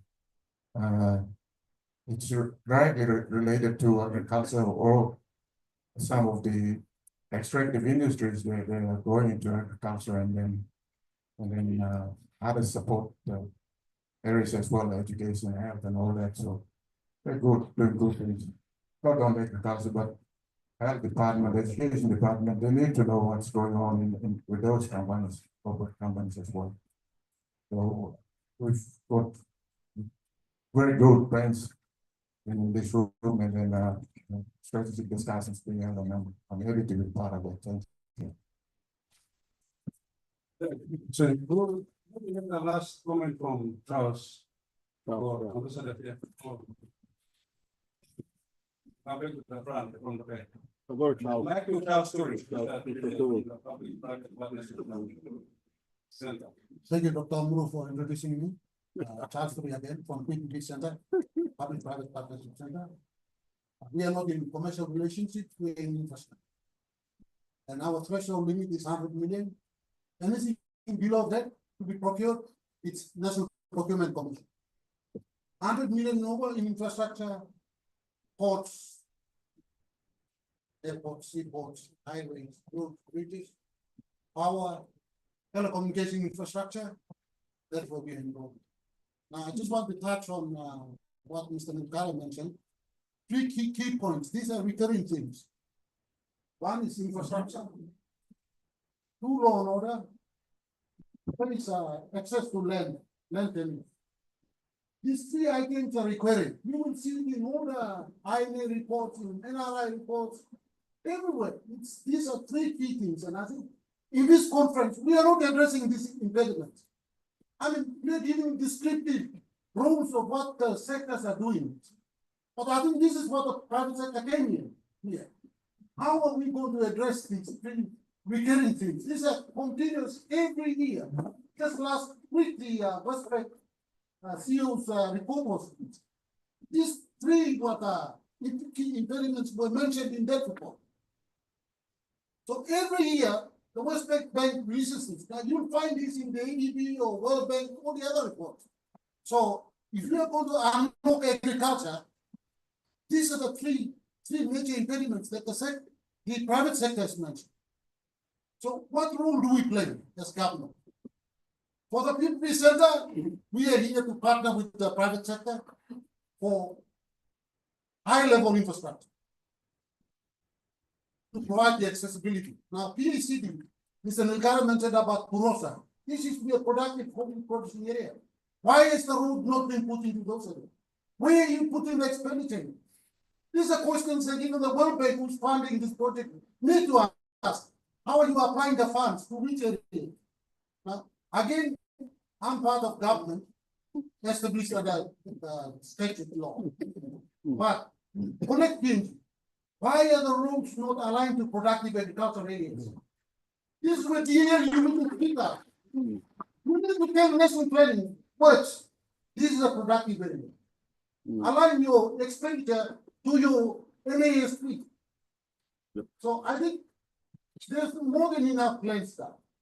The private sector wants to know how you're going to address this scheme. Thank you. Okay, let me Secretary will reply. Mr. Charles, a very important point you have made. As indeed I was saying earlier, and if our invitation had gone earlier any time, we would have the Department of Works here. We will have should have the Department of Lands here, the Department of Transport, and the Department of National Planning. We should have also invited the police commissioner here, or one of his deputies, because of all the 3 points you raised that Mr. Nkara has, and you have emphasized the infrastructure, and indeed, PNG Power should be engaged and involved. Law and order, and then the lands. So in our own planning in DL, we've been thinking, after this meeting, that we should have yet another meeting with the key government departments that are responsible for all of those important areas of the 3 and more that you have highlighted today, Mr. Nkara. So that was our next meeting. Although I have said the powers above me would rather see Dr. Bang in the fields, planting rice, planting vegetables, and large commercial farms of those things. The powers above me want to see me in the field. Accompanying Mr. Foreign to Wanapa to do this big rice commercial farm, 5,000 acres and more. or another surplus fund. That's what the government of the day wants to see me do. However, of this great partnership, the strategic partnership that must yield greater results, to 5 to 6, 7 times more the results than now we envisage. That will come through partnerships, correct partnerships. So, my dear friends, and Mr. Charles, and as Dr. Komolong mentioned yesterday, if my minister will allow me, I will have yet one more meeting in Port Moresby before I go to the field. It's to bring in these important departments together to the one room, to bring this private sector together, for the private sector to present to government what they need to expand the industries in which they are engaging. And then for this government, key government departments to then tell them what should be the systems and processes to make all this happen. There's an important chapter in the medium-term plan forward that talks about strategic partnership. And it must involve every one of us. Indeed, the agriculture sector on its own cannot deliver the 5 targets, big targets in the medium-term plan forward that the agriculture sector needs to deliver to, which is the increase in GDP. From now, it is at 20 billion. In the next 10 years, we have to deliver another 10 billion to 30 billion. We have to create 2 million direct jobs. We have to have developed, in 10 years' time, will have developed 450,000 MSMEs. And also in the 10-year period, through agriculture and all of our partnerships, reduce poverty, now sitting at 40% to 20% or less. And children malnutrition out of 5 years, and now at 48% the national average to 20% or less in 10 years. These are things that the agriculture sector cannot do on its own. It needs the health department. It needs a public works department. It needs the private sector, most of all, and all of our government departments. This is yet one more meeting we will need to have. This is a meeting we have to have. Check our minister for endorsement, and we will do. We will do, Mr. Charles. This is a meeting we have to have. I thank you. Thank you, Secretary. I think the Secretary has summed it up very well, the need for collaboration and partnership. The sector alone cannot do it. Because some of the issues that the private sector is telling us is cross-cutting, it cuts across different sectors. And so it's important that maybe as part of the resolution that we put together the need for that collaboration. It must happen. Because the 3 things that Mr. Neil Karam mentioned to us, I think it's across the board. Every one of our industries are facing the same things. If there is something that is unique to your industry and it's not captured in those 3, then please let us know, so that we can be able to capture it. I saw 2 hands in the front, my colleagues in Ambassador and also Mr. Coran. I'll give him a chance to speak because I see that food is still being brought in. We are not too late. We'll come there. Thank you. Good morning, everyone. I wanted to put the small farmers and farmers and block owners into the correct perspective on pricing. I think it has become a sensitive issue raised by many. We must not forget that pricing is determined by global forces like supply and demand. And factors like consumption levels, production levels, and consumption patterns are involved. So it is beyond our control. So and then alternative production somewhat. Because you're supplying out there to the world. Thank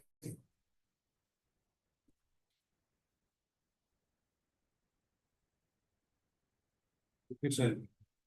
Mr. Masovi. Thank you. I would like to say thank you to welcome County General Manager for your wonderful stepping for someone who could not make what is very important time for the sector. Well said. Secretary, please. We need to improve on this. But I would like to say thank you to the oil palm sector.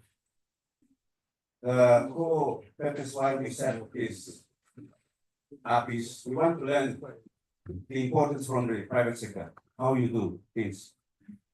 Because you have what it takes to do things rightfully. You have the governance structure, you have a solid management in place, financial system. So you have the right framework compared to the private sector. Though we get a lot of money from the government, we don't work hard for that money. It's just a free handout. We can't even produce one single plantation, not even coffee, not even cocoa. All we could at is to just use up the funds. So this workshop is a sort of thing that we want to learn from you, the private sectors. Or after this, we want to be a partner where we, the government, sit at the back and you take the lead. Because you know how to make money and look after your farmers. So I believe after this important workshop, we will now work at top where private sectors come on board. They equally take part in the government programs. They have never been part of the government program for the last 50 years. Private sectors have been operating for their own. They work hard. But they are the ones that make money for the government, for this economy. They build the economy. But we have been taking so many funds, PIP, capital investments, year after year. What have we brought onto the table? It's just misuse and abuse. So let's get private sector in, help them. If they are in terms of whatever capacity from the government, they can. Let's give them that mandate. As a government, we sit back and let them take drive. You go to other countries, you don't see the government taking the lead in agriculture sector. It's the private sector who make the move. And this is the sort of thing that we want PNG to take on board. If we cannot take the private sectors into our lane of progress and work with them, we will still keep on talking until the next 50 years and we will never get anything done. Even we said agriculture, but we never planted even cultivated more than 1 million hectares of land in PNG. You know how much land that we have? That is potential we have for PNG. We got almost 138 million tons. So a million hectares of land that is equal that we can plant agriculture in this country, which is almost 10%. But put together all the agriculture sector commodity, we have explained below 1 million, almost to be exact, is less than 800,000 hectares. Oil palm, 220,000. Maybe coffee, 70,000. Cocoa is 180,000. For coconut, 400,000 hectares. These are the plantation that was implanted by 50 years ago by our colonial masters when the Australians were here. But us, they haven't done anything. Mississippi, we are always using money. We never planted any plantations. If we want to get agriculture right, let's go back to plantations and downstream processing, value addition. That's where we will achieve the four goals of this national agriculture sector plan that we talk about. Income security, food security, employment security, and nutritional security is the focus. And we are saying NSP is all about migrating the subsistence farmers into entrepreneurial farmers. Let's teach them how to make money from the agriculture they have. So thank you for the welcome. I think it's better with the other sectors. We just have to follow the model oil palm had in this country, work with them, get them engaged to help us, capacity build us. We government stay at the back and let the private sectors and each of the sectors take the lead. Thank you.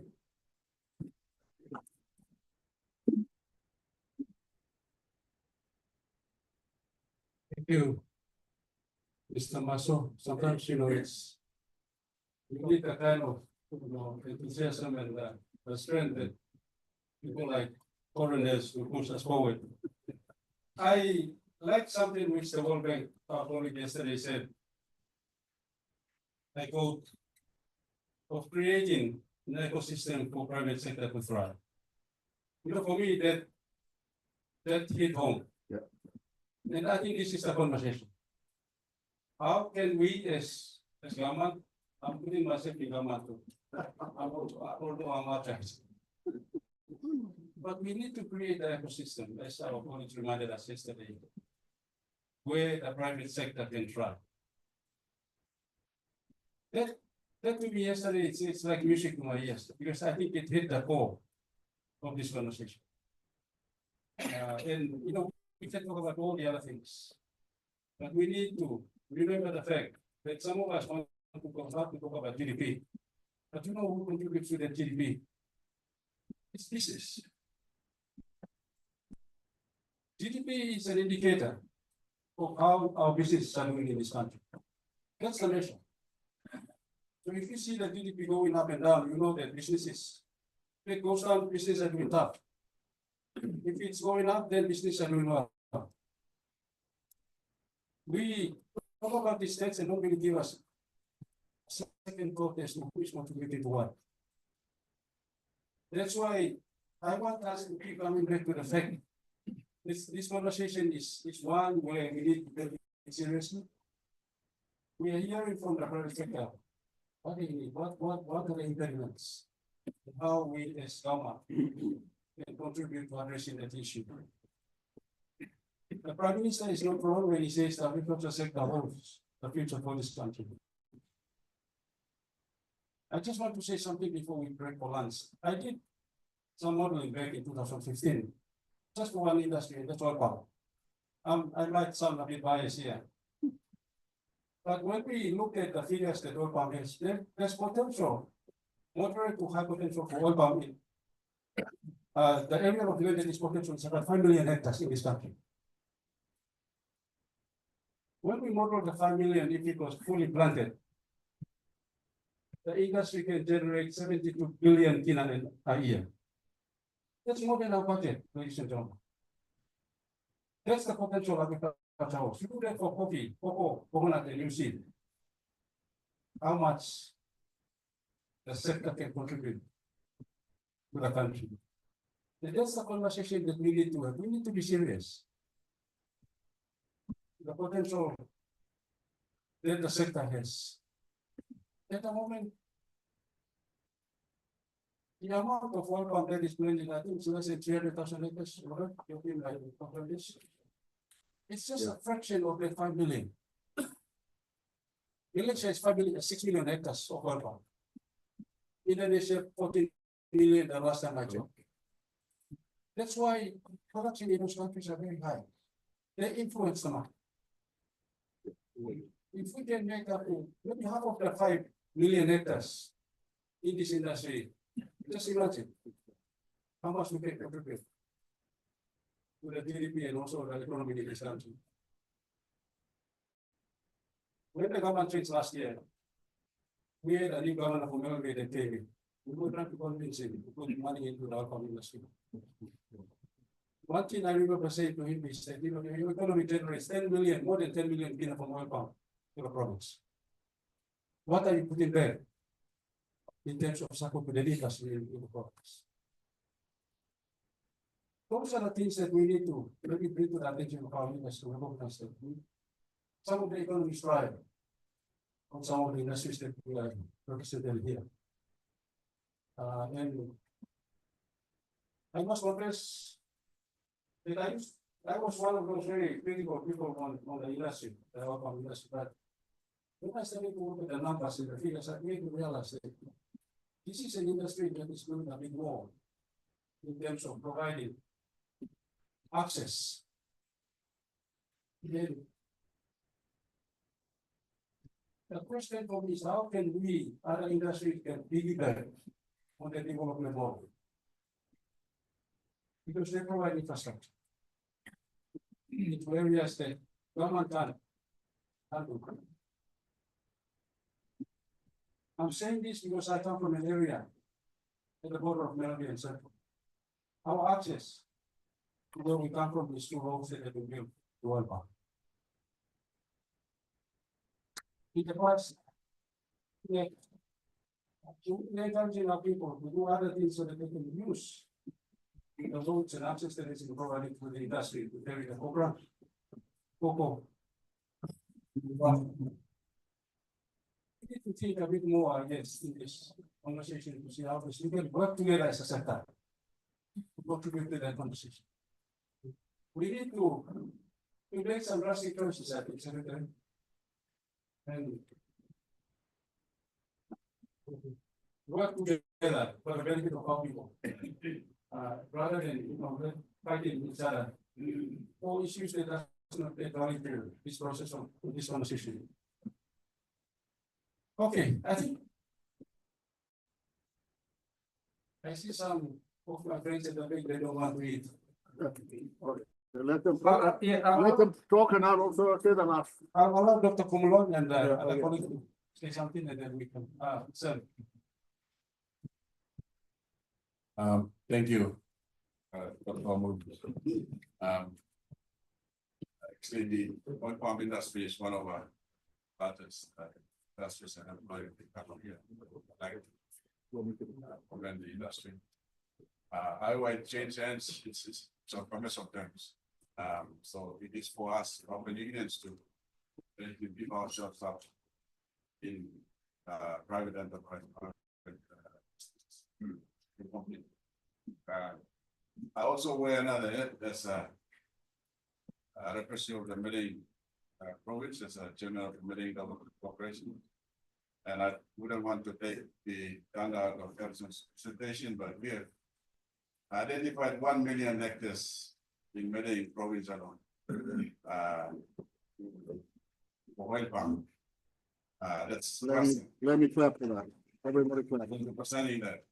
And it's talking to us to basically develop it, at least half of it, 500,000 hectares that will yield 30 billion kina in export revenue. I don't know what PNGLN is producing, but that's just an example of how much agriculture can help if we can organize ourselves well. The other thing I'd like to just put to this conference to consider is that we are talking about private sector. But there's a huge private sector that we are not aware of. How do we grow them? The private sector had a small holders. Even nutrient palm oil has gone and reached its limit. How do you partner with the landowners, the smallholders, to grow private businesses, to grow the private sector? How do we grow the private sector? I'd like to put this to our conference here. How do we organize the smallholders, the landowners? How do we mobilize them? Don't see them as any other, but treat them as the private sector that we need to grow. The plantation models, not to downplay what my brother Corin Master said. The plantation model has failed. The plantation model in the past depended on cheap labor from the islands particularly. We commend our Prime Minister, whose people actually work in most of our plantations on the coast. That has failed. We cannot, the people cannot work for those wages again. We need to develop the private sector based on the smallholder landowner models. How do we organize ourselves to grow and partner with them? I think the independent palm oil is doing it through the existing regimes, but we need to be more innovative in how we can mobilize the smallholders.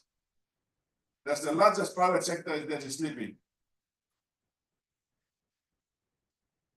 And there are models that we can employ. But we have to be conscious in engaging with our private sector. This is the smallholder farmers, the landowners. How do we organize the producers in SMEs, in cooperatives, How do we aggregate the produce? Where business can participate in assisting them. We cannot invest in private sector that will marginalize our people. We have to invest in mobilizing our people to participate in the private sector. That's the question we need to unpack. Thank you. Allow one more, I think from. Sir. And then we'll come to secretary to. Make the final say before we break for lunch. Thank you, Dr. Amor.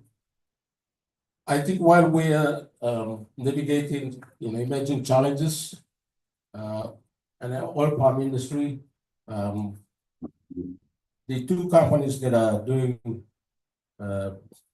big time business in the industry of oil palm are certified, 100% certified, and a lot of their products goes to the European market. I think this morning our recap, presenter doing the recap, mentioned about the European Union deforestation free regulation, and I think that will have placed us in a position of how do we, we're going to be under pressure for this new legislation by the European market, and oil palm goes as far as European markets. So that's an important market-driven requirement or regulation. So I think this is an important thing for oil palm, but it will also have an impact on other commodities. So, dear Secretary, I think our program is talking to your office about how we can look at this as an urgent, immediate action to come up with a position paper from your office on behalf of the commodity boards and oil palm industry especially. And there is some resource to help you bring all these people together to throw some thinking on how we can come up with a piece of paper for based on our context. So that's a contribution I'd like to make. Thank you. Thank you, sir. Give the line to that secretary. The last say. Thank you, Dr. Eric. Dr. Eric and I, Dr. Komolong, and many of my colleagues, we have been doing this, setting up in forums and speaking for the last 20 and 30 years. Now the government is tired of us setting up and speaking in public, writing policies and telling what we will do. The government wants to see us go and do those. So that's why we're having this meeting, so that we will come up with strong strategies to actually go, and we will have a plan to do it. 10-year, then a 5-year, and an annual plan, and we will go and work in the fields now. A short meeting and talking. That's what my minister said to me when I approached him last week. Dear Minister, we have this important stakeholder partnership meeting. He said, no, I want you to go to whatever with Corona and go plan a 5,000 acres of with me. Year 5, Goodman Fields. He said this, and then he thought for a bit, okay, maybe it's a good idea, we'll have this. So powers above us in the agricultural sector want us to do action and deliver. Dear moderator, let me mention that of this point of that 30 billion target of what CIC presented yesterday, and what now we're getting a glimpse of what the OP will present. Of this 30 billion to be achieved by the year 2033, this 10-year period of our NASD, 4-year period of the Million-Term Plan 4. So the target of 30 billion, the contribution by agriculture in 10 years, we have broken it down. My agriculture and commodity boards, we have broken this down. The oil palm must, by the year 2033, will be contributing 30.7 billion to the nation. Coffee will contribute 4.8 billion. So as we were telling the CIC team yesterday, you're at 1 billion. You need to go up to 3 billion, I said. But actual target is for 4.8 billion. Cocoa is 2.8 billion. Spice 1.3 billion. Coconut 4.6 billion. Rubber 223 million. Rice 547 million. Livestock 1.3 billion. FPDA 2.1 billion. When we talk about GDP, it's not just the forex we earn from outside, but it's also the contribution to the economy, to the country in terms of the food security, the employment, all of those opportunities and outcomes we have talked about. So these are the targets. And when we will have had this discussion by the end of this week, and I'll ask the minister for another discussion to bring the private sector to the key government departments to understand these big issues of infrastructure, the need that's there of land, of law and order, to which the government must provide the strategies, so all of us have to work those strategies to be able to bring an environment to enable commercial agriculture. Once we have had that discussion, a meeting maybe in May, then all of our commodity subsectors must have a master plan, and we'll do a master plan together with the private sector. That's here, the key government departments, and all other partners, so that we have, and they will in the next 5 and 10 years work towards achieving this increased GDP contribution, to which they've already been given. The figures are given. We can give them 10 plan 4 and in the NASB. The figures and targets are there, my dear friends. Let us work hard. Let us work hard. We will fail this country. We will fail this country if we do not deliver in the next 5 to 10 years. We will fail. The secretary, I'll get the blame. The secretary after me will get the blame. And the CEOs, you will get the blame for what reports. That's what the dear Prime Minister said on the eve of independence, or rather, the eve of Christmas in the year 2023, when we brought to him a draft copy of the NASB, National Agricultural Sector Plan. I think it was 23rd of December or so in 2023, we went to his office. And all the commodity board CEOs went, and all my deputies in the department, the directors, we did go, and my consultants. And that's what he said. You are in the agriculture sector. In the next 10 to 20 years, agriculture must deliver sustainable economic development for this country. And you are the guys who drive it. If you will not do it, you will have failed this country. And now, to which country or society will you be retiring into? See what's happening today. See what's happening now and what will happen in 5 and 10 years' time. If the socio-economic conditions of this country do not improve, and it will depend on improved and increased commercial agriculture, whether it's a small scale, or a medium scale, or a commercial scale, we need to make it happen. We need to make it happen.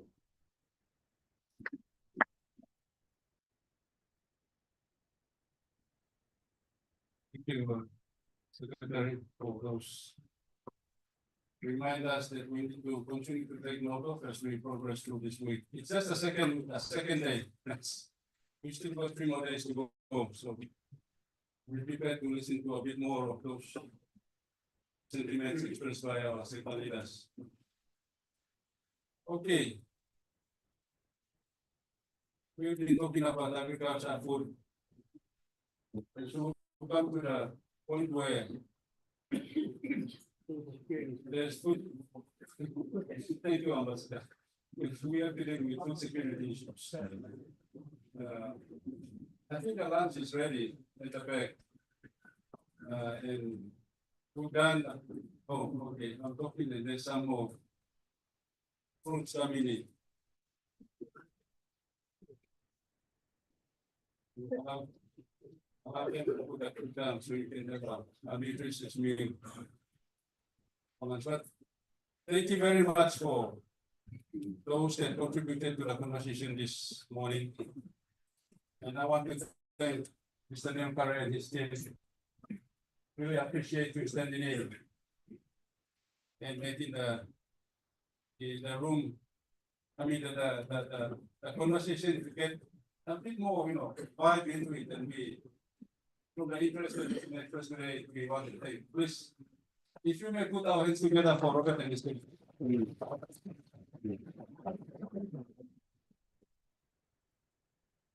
When you are asking moderating, the program is not going as you planned.